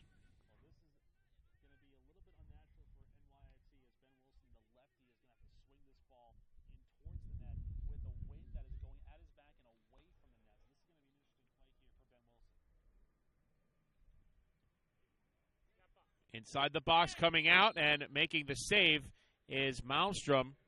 Trying to get a piece of the corner kick was Garcia. And then we have a foul called against Garcia.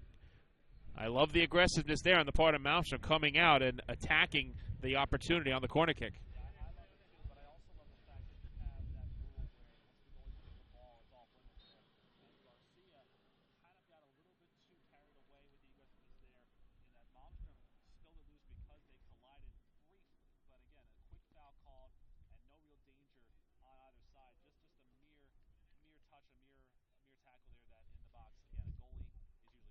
And the wind is really starting to pick up here in Brookville.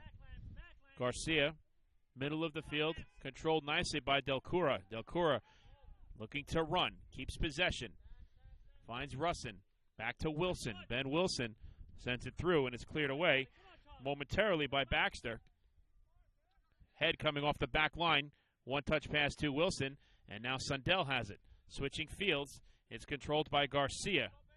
Garcia waiting for the challenge, very patient. Gives it back to Barroso. And now Rory Head with some room. Finds Sundell. Sundell tripped up, and the foul does go against Seb Baxter. A good opportunity here now on the free kick. I really like the way that the Bears are spreading the ball out. They're not showing signs of panic here, Rick, with 25 minutes remaining in regulation. And, you know, that's a good approach for them. Being down 1-0, you have to be a little overly aggressive. And the point that I want to make to you now also is when, if need be, do you start seeing those backline players coming up to, you know, get into the attack zone? It's a gamble. It's still a lot of time to go, but you might start seeing that on the part of Carlos Del Cid. You know, the thing is then, and I'll explain this a little bit after the free kick as well, that's not NYIT's game. Wilson sends it through, and the one-timer is not touched by Garcia, and it goes out of bounds. So go ahead, Rick, talk about that. Returning to the game, number 29, Philip Sebastian. He replaces number 14, Martin Sundell. For LIU Post, returning to the game, number 13, Ali Hollingstader. He replaces number 11, Jason Lampkin. He scored that goal was because that was during the weekend where Hurricane Joaquin was slated to hit the East Coast, and there was a 45-mile-an-hour wind. Barroso took a shot from about the midfield stripe, just floated and fluttered past below goalie Steven Tepetto. He's not really going to be a striker like that unless you have at least two guys on the back line. I think that's the way Carlos Del Cid's game is. If you're going to have anybody go up, make it a maximum of 8, two guys on the back line, just in case. Because, again, with Ladula, you have to be prepared for anything. Bowen controls it with the chest. Now sends it down the left wing side for the aforementioned Charlie Ladula. One-on-one against Garcia. And he knocks it off of, I should say that was Rory Head, pardon me. Goes off of Head last, and another corner kick coming up.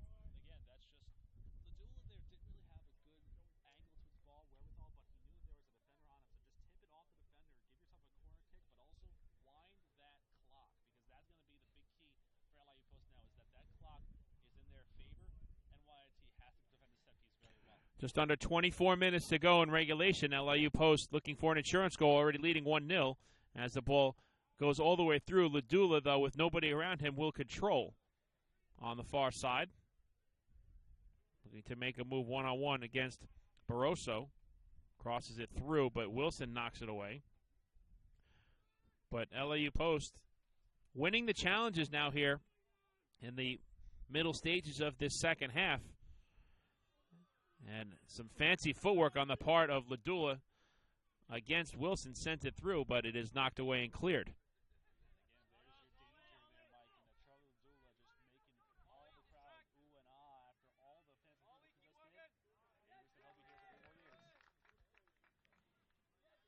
Amuba has the pass knocked away. Last touch by Joey Forgard. And now they're saying it will be a throw-in for the Pioneers. Boy, from our vantage point, I thought it was last touch by Forgard.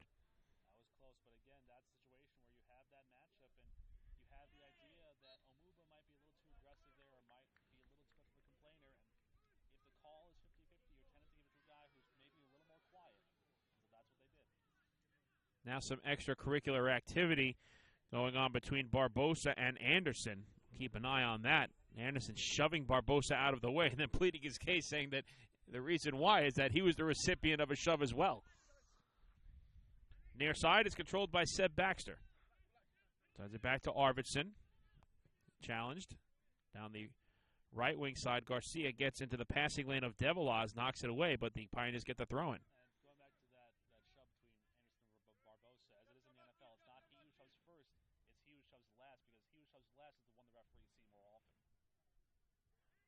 Ladula and Barroso, far side, going one-on-one. The game for NYIT, number 2, Alberto Salcido. He replaces number 3, Alejandro Del Cura. Now,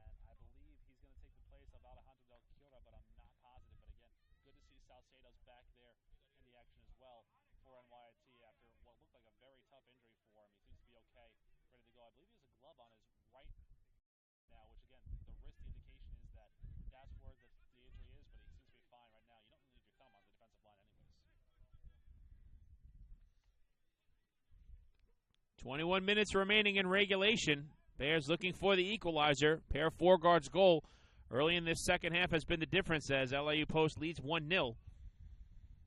Looking to bring the hardware back to the trophy case here in Brookville. It resides right now in Old Westbury, right down the road. This is a rematch of the 2014 East Coast Conference Soccer Championship that took place at President Stadium, the home of the NYIT Bears. That was a 1-0 victory for NYIT, so that really has been the storyline all, series long, especially in the last couple of postseasons between these two teams where it's been one goal. Shot is on, and the save is made by Cruz. And that shot goes over the crossbar. That was a good look on the first shot by Ruiz.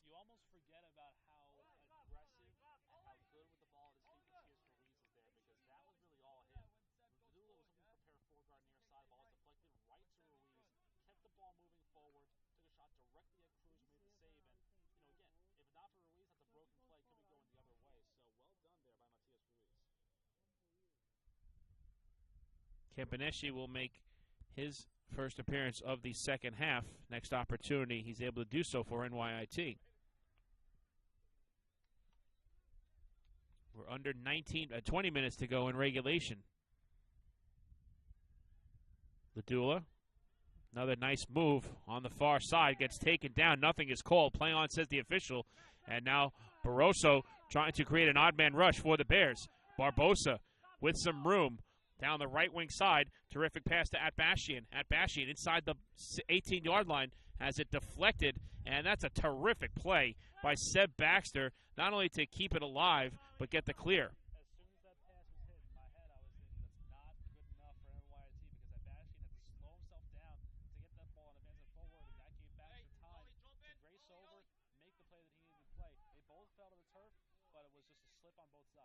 Salcedo fires the shot on. It's deflected.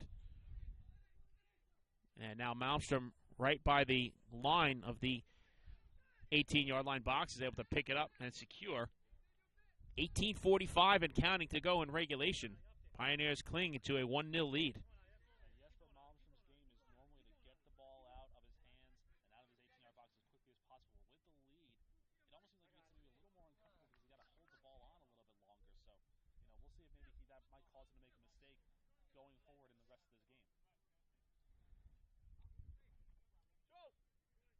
Baxter takes a throw in right in front of us. Ladula controls with the chest. Keeps possession. Nice back pass over to Tom Bowen, who will switch fields. And it is controlled on the far side as the Pioneers look to make a run.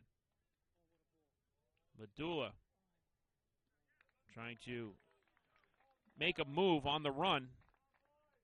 The angle was cut off by Barroso, but it was last touched by NYIT, and we'll have another big corner kick coming up for the Pioneers. One of the things that really goes unmentioned for LIU Post, really one of the unsung heroes on this team, is Tom Bowen, because he may not be the guy who has the best striking ability, but he moves the ball well, and he's also very vocal in the midfield, too.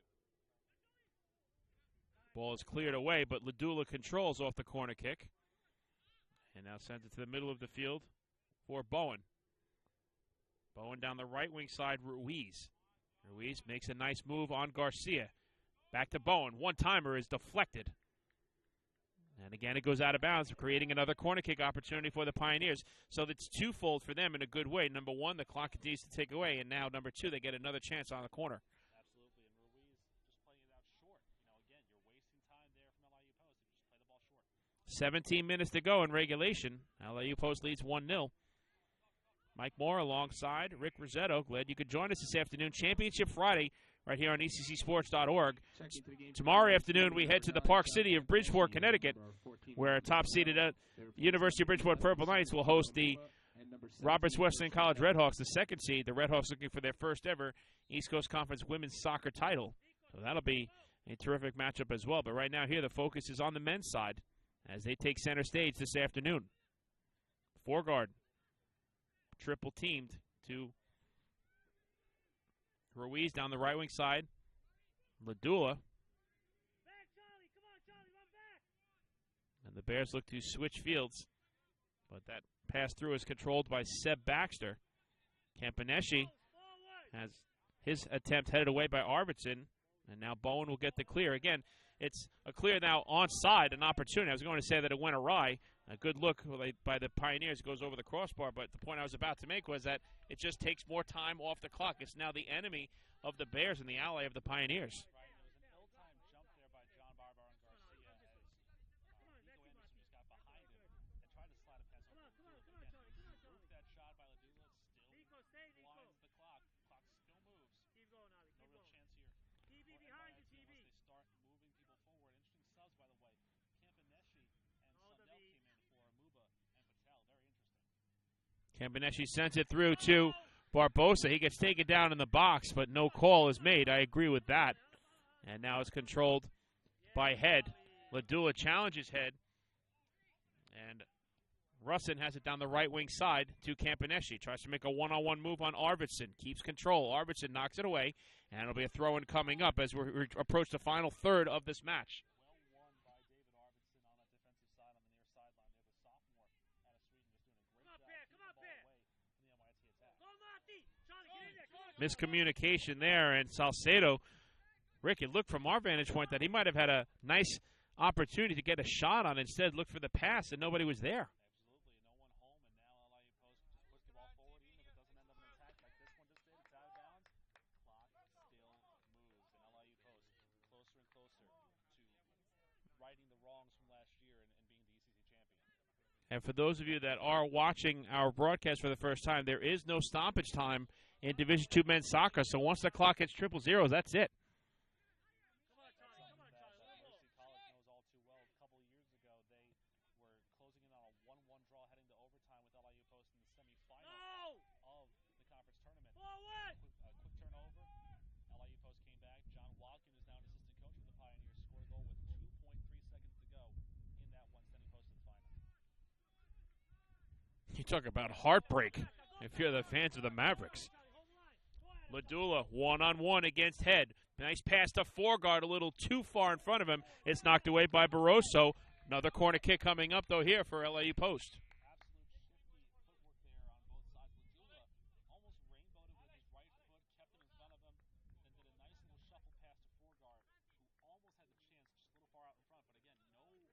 Substitutions for both teams. Checking in for NYIT, number 6, Santiago Echevarria. He replaces number 23, Alex Barbosa. For LIU Post, returning to the game, number 11, Jason Lampkin. He replaces number 9, Charlie Ladula. On that back line, they need him in there to not only keep the Bears down by 1, but possibly move the ball forward and try for a tie. But again, LIU Post adds Jason Lampkin in, gives Charlie Ladula a rest. More chances here for the Pioneers to Off the corner kick, the ball finds the back of the net, and it is going to be a goal for Seb Baxter. There's the insurance goal the Pioneers were looking for as they take a 2-0 lead. You cannot say enough about how good Matias Ruiz is on set pieces. The first one, a free kick, easy done by Ruiz, and the second one, Ruiz on the corner kick near side. Baxter disguised for it. No chance for Cruz to make the save. And again, you look at the first goal, Per Forgaard scores it. Understood. But Seb Baxter on the second goal, not expected at all, and somebody who deserves that marker and might have just gift wrapped LIU Post their East Coast Conference title. Seb Baxter with just his third goal of the season, points 6 and 7, again off of the corner kick. And, you know, unofficially, Rick, that has to be at least the 5th corner kick in this half for LIU Post, and finally they're able to cash in. We've been talking about it, that they've had a number of chances. Matias Ruiz, who almost had a goal earlier, like you were saying, knocking on the door, gets the assist off the corner kick, and the Pioneers have doubled the lead. Well, again, you know, that's one of those stats that people start to overlook is the assist stat, because it's not the goal scorer, but it's the one who distributes it and the one who really makes the plays happen. And that's why Matias Ruiz is so dangerous. He may be the best player on this team, even though he's not going to show it with the stats. And Ruiz off of the corner kick gets his 4th assist of the season and his 16th point. Again, this balanced attack for LIU Post. 6 players on this roster, Rick, are in double figures in terms of the points column, and really that just shows why they have such a balanced attack and are nationally ranked here in NCAA Division II men's soccer, and they're just under 12 minutes away from being crowned champions in 2015. And again, it doesn't really matter who is there on the finishing end, but as long as you have that distributor and facilitator, whoever's going to get there for the open shot is going to score. And they're just so clinical with their finishing as well that it makes you as a coach very happy to see you have players who can just keep that ball going into the net. So now the Bears in a even more uncomfortable position here, down by a pair of goals late in this second half. And, you know, 11:24 and counting to go, Rick. Campaneschi fires a shot on, and the save is made by Malmstrom. Obviously, you need to score quick and cut that deficit in half. At least try to pick up your first goal before the 6-minute mark, and that's really pushing it as well.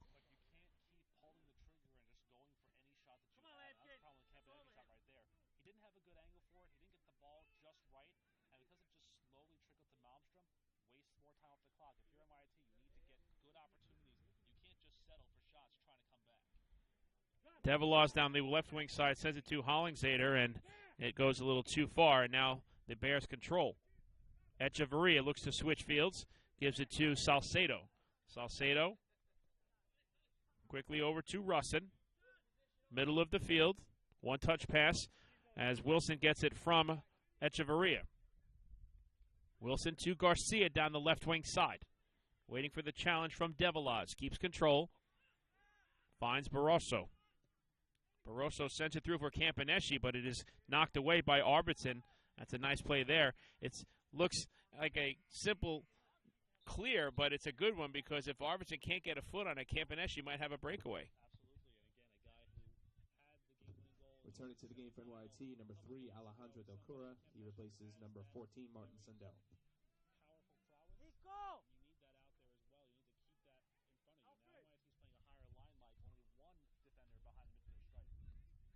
And like you were saying earlier, desperate times call for desperate measures. And, you know, this is not a comfortable look that they're going to have, but they have to do whatever they can to at least get on the board.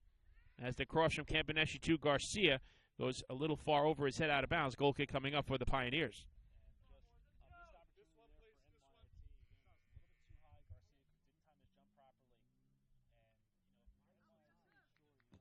Checking to the game for LIU Post, number 4, Alfred Lindberg. He replaces number 13, Ali Hollingseder.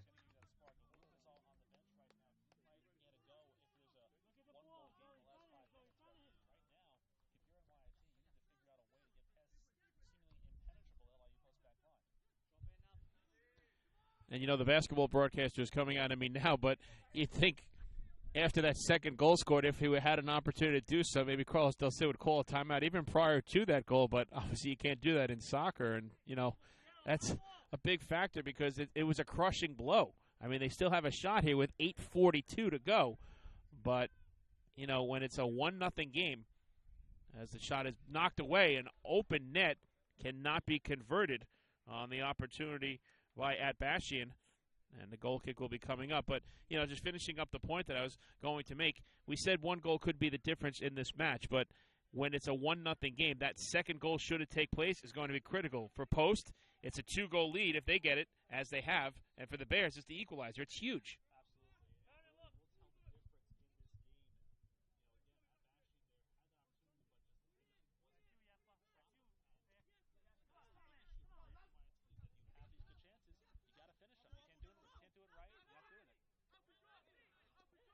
Russin takes the quick throw-in. Wilson has it, let it go over his head, and then Campaneschi fouls Baxter. Anytime that a soccer player is that low to the ground or is lunging towards that way, you got to keep the feet down. And Campaneschi there, that was an easy foul to be called there. And all that does, again, Mike, you're going to keep hitting this point home, just winds that clock further and further down. Now about 7.5 minutes to go for LIU Post. You can see here off of the foul, Baxter in no hurry whatsoever. Booming kick into the box. Forgard tries to leap in the air for the deflection. He cannot, and Cruz comes out and makes the save.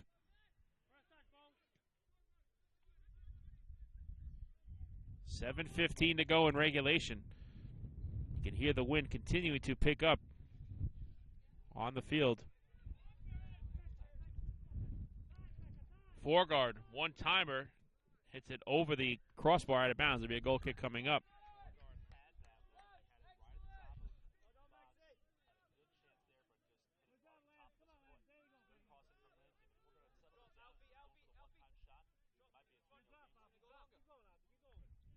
You see the score and the time on your computer screen. 2-0 LIU Post. 6:39 to go in regulation. And the flag goes up for the offsides violation against Barroso. And with that, again, as we've been prefacing, more time ticks off the clock.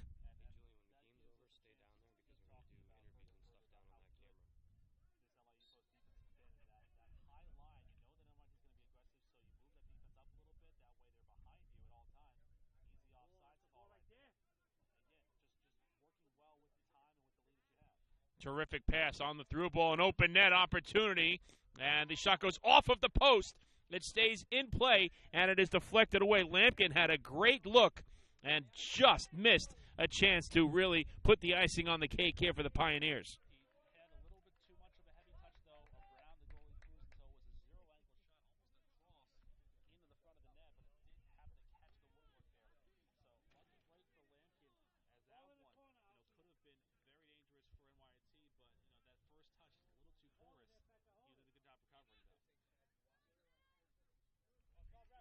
We're under 5.5 to go in regulation.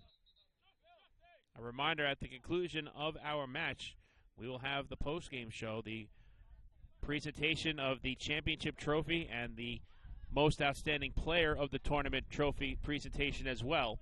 And then my broadcast partner, Rick Rossetto, will have an interview with our most outstanding player and the winning coach. So stay tuned for that right here on ECCSports.org.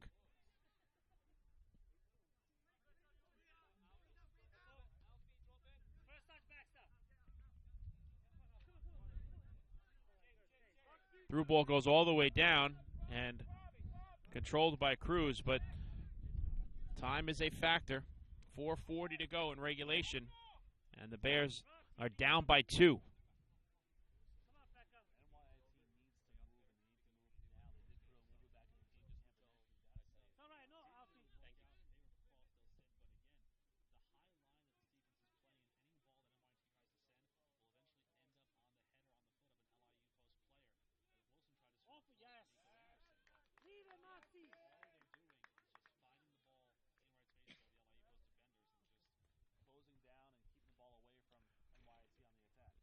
Well, when you talk about the LIU Post Pioneers under Andreas Lindbergh in his 7th season, And if you had to describe this club, it would be very safe to say that the best way to give a description of them is fundamentally sound. That's a great description. I think that as an offside flag here against Alfred Lindbergh, I think one of my favorite descriptions, though, would be the way that I would describe Seth Baxter's pirouette after scoring his goal, which is graceful. Because this team just does a great job of keeping themselves on the field at all times, keeping the ball in front of them, and really they just move the ball around with such efficacy and such brilliance that it really just gives you an opportunity to see how this game should really be played. And take nothing away from the NYIT Bears as well, under 15th-year head coach Carlos Del Cid. You talk about a team that is very good in terms of their fundamentals as well. These two teams, it's almost a given in the preseason that they're going to make it to the tournament. And that's the thing that really is a testament to both of these coaches, the fact that there is so much turnover with graduation rates of players that they just keep bringing in a fresh crop. And you know, that's part of the process of being a coach here. And these are two of the best teams, not only in the East region, but all of NCAA Division II men's soccer.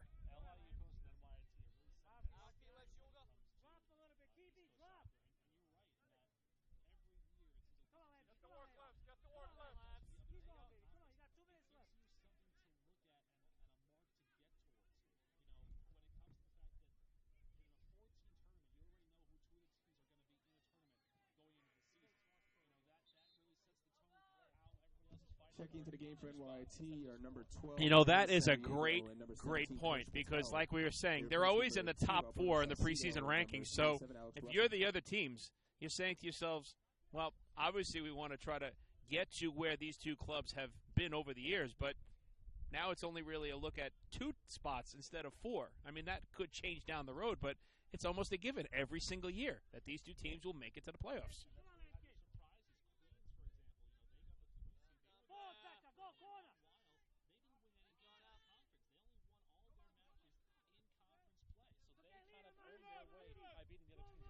And the other point that I want to make about Queens is the fact that they only ended up losing home field advantage in that final match they played last Saturday against NYIT at President Stadium. They both finished with 7-3 conference records, but the first tiebreaker was head-to-head, and the Bears got the home game.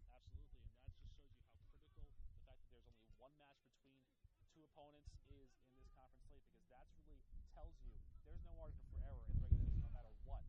You go from being in the tournament like Malloy was a while ago, they were the 2 seed for a long while, of just a 1 week based upon head-to-heads.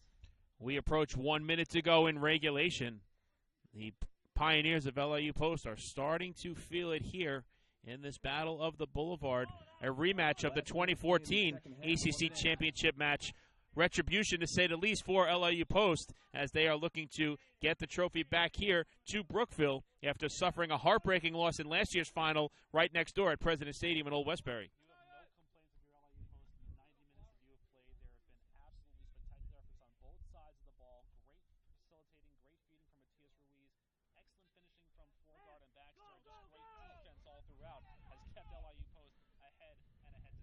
Half a minute to go in regulation, and now it's just a matter of statistical purposes here for the LIU Post Pioneers, trying to pick up one more goal, and that is the icing on the cake. And who is it again? Per Forgard, his second of the match, and the celebration is on here in Brookville.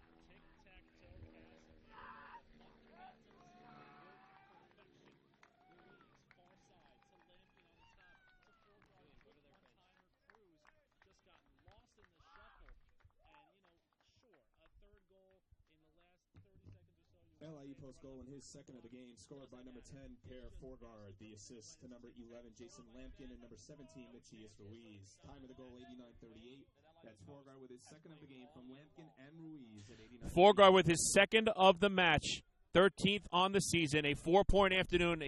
Another assist for Ruiz. He has 2 helpers today of the 3 goals, and 10 seconds to go. Fans on their feet here in Brookville. The LIU Post Pioneers are going to come back here in 2015, and they are the 2015 East Coast Conference Men's Soccer Champions. Congratulations to Andreas Lindbergh and the LIU Post Pioneers. They have defeated the second-seeded NYIT Bears this afternoon by the score of 3-0.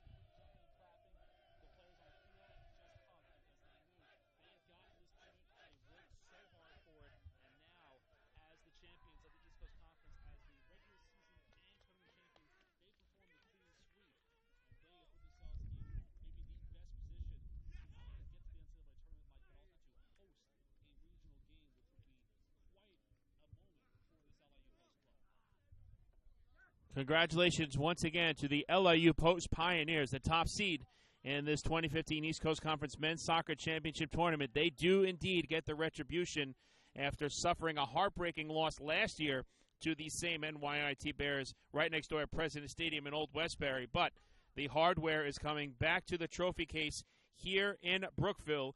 LIU Post, the 17th ranked team in the nation, the 2015 East Coast Conference Men's Soccer Champions. Well, you hate to sound like a broken record or a prognosticator, but at the first half break, as we said, LIU Post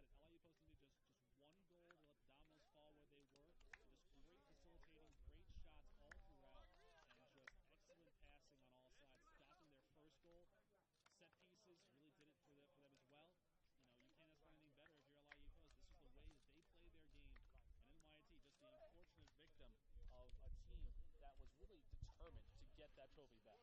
And this is what I love here right now, Rick. Obviously, you know, frustration on the part of NYIT. These two teams, fierce rivals, and here they are at the conclusion of this match, just offering, you know, their final regards to each other. Congratulations on the part of LIU Post from NYIT, but this is what it's all about, and the competitive nature and the juices are flowing, and you love to see the level of sportsmanship here on the part of both clubs. And now it also becomes not just representing your school, but also representing the conference as well, because you know LIU Post is going to be in the NCAA tournament. NYIT could get there as well. And these two teams did play last year in the NCAA tournament. They stayed at the Southern New Hampshire, NYIT did, to support LIU Post as they were taking on the Penman, the #1 team in the country, and the defending NCAA. Ladies and gentlemen, we urge everyone to stick around during postgame for our postgame celebration and award ceremony.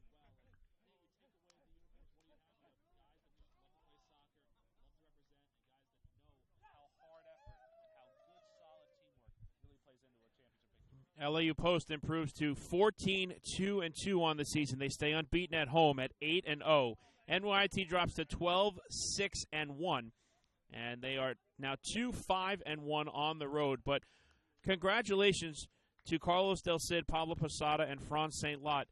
No reason whatsoever for the Bears to hang their heads. And, you know, like you were saying, Rick, they've put up a pretty nice-looking resume at 12-6-1 to possibly be a part of the NCAA East Regional Soccer Tournament next week. And like you were talking about, it's possible that these two teams may face each other once again, as they did last year in the first round of the tournament. Very possible, but I think also the fact that LIU Post has that 14-2-2 record and that convincing conference record and the way that they just ran through the conference tournament, they're going to host, more than likely, in my opinion, they should, if they want to as well. NYIT, I think, deserves to get in as well.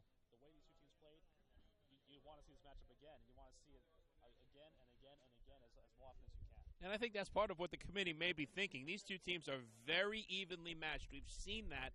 You know, the Pioneers were able to come away with the victory today. But, you know, if you're NYIT, you're hoping to get the call.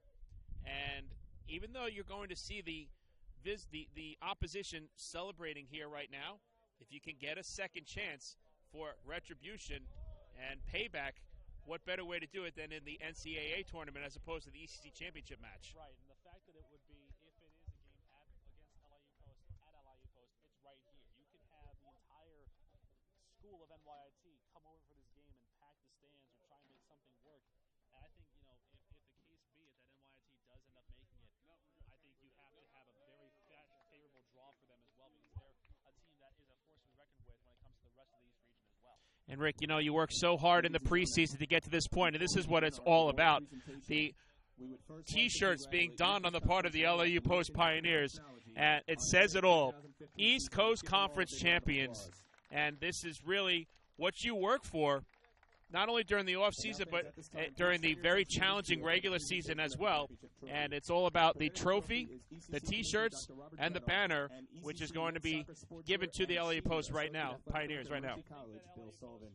With a record of 14-2-2, the 2015 East Coast Conference Men's Soccer Champions are the LIU Post Pioneers. Would head coach Andreas Lindberg and the team captains please come up to accept the trophy? A great season for them all throughout, and they deserve this trophy celebration. And there is the banner. Dr. Bob Dranoff, the commissioner of the East Coast Conference, ready to give it to the LIU Post Pioneers. Congratulations again to Andreas Lindberg. He's in his 7th season, but boy, what a career he has had here for LIU Post. One of, if not the best, head coaches in the program's history and in all of NCAA men's soccer, Division I, Division II, Division III, across the board. I had a chance to speak with him before this season, and right before the season started, he was tied for the most wins all time in LIU Post men's soccer history. And this year, he got to his 100th victory against Malloy in a 5-2 win. And it's just a guy who really has a great pedigree, works so hard with this team, trains them, focuses with them, makes sure that they're set for everything that they need to do. And this is a squad that, again, deserves this moment after last year being one of the last 8 teams to play in the NCAA men's soccer tournament, being that close to a national quarterfinal. They deserve this moment to really be satisfied with where they've come from and where they're going. A picture is worth 1,000 words, and there it is right there. Congratulations again to the LIU Post Pioneers 2015 East Coast Conference Men's Soccer Champions. We're going to take a quick break, and when we come back, my broadcast partner Rick Rossetto will speak to Andreas Lindberg, the head coach, and also the most outstanding player of the 2015 ECC tournament. That is going to take place in just a moment right here. You are watching the 2015 East Coast Conference Men's Soccer Championship Tournament right here on ECCSports.org.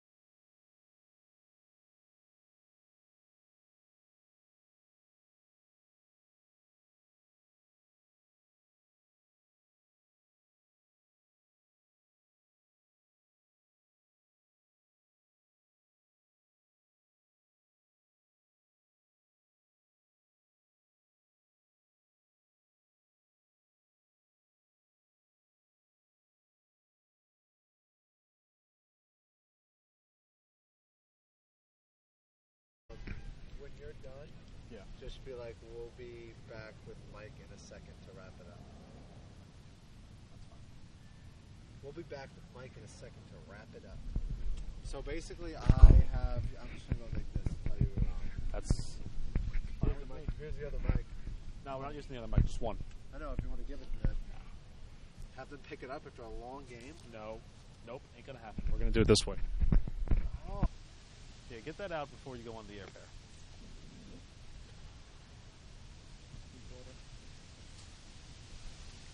Needs water. Jeremy needs water. I need like this. We'll do it on camera also? Alright, you good to go. Go.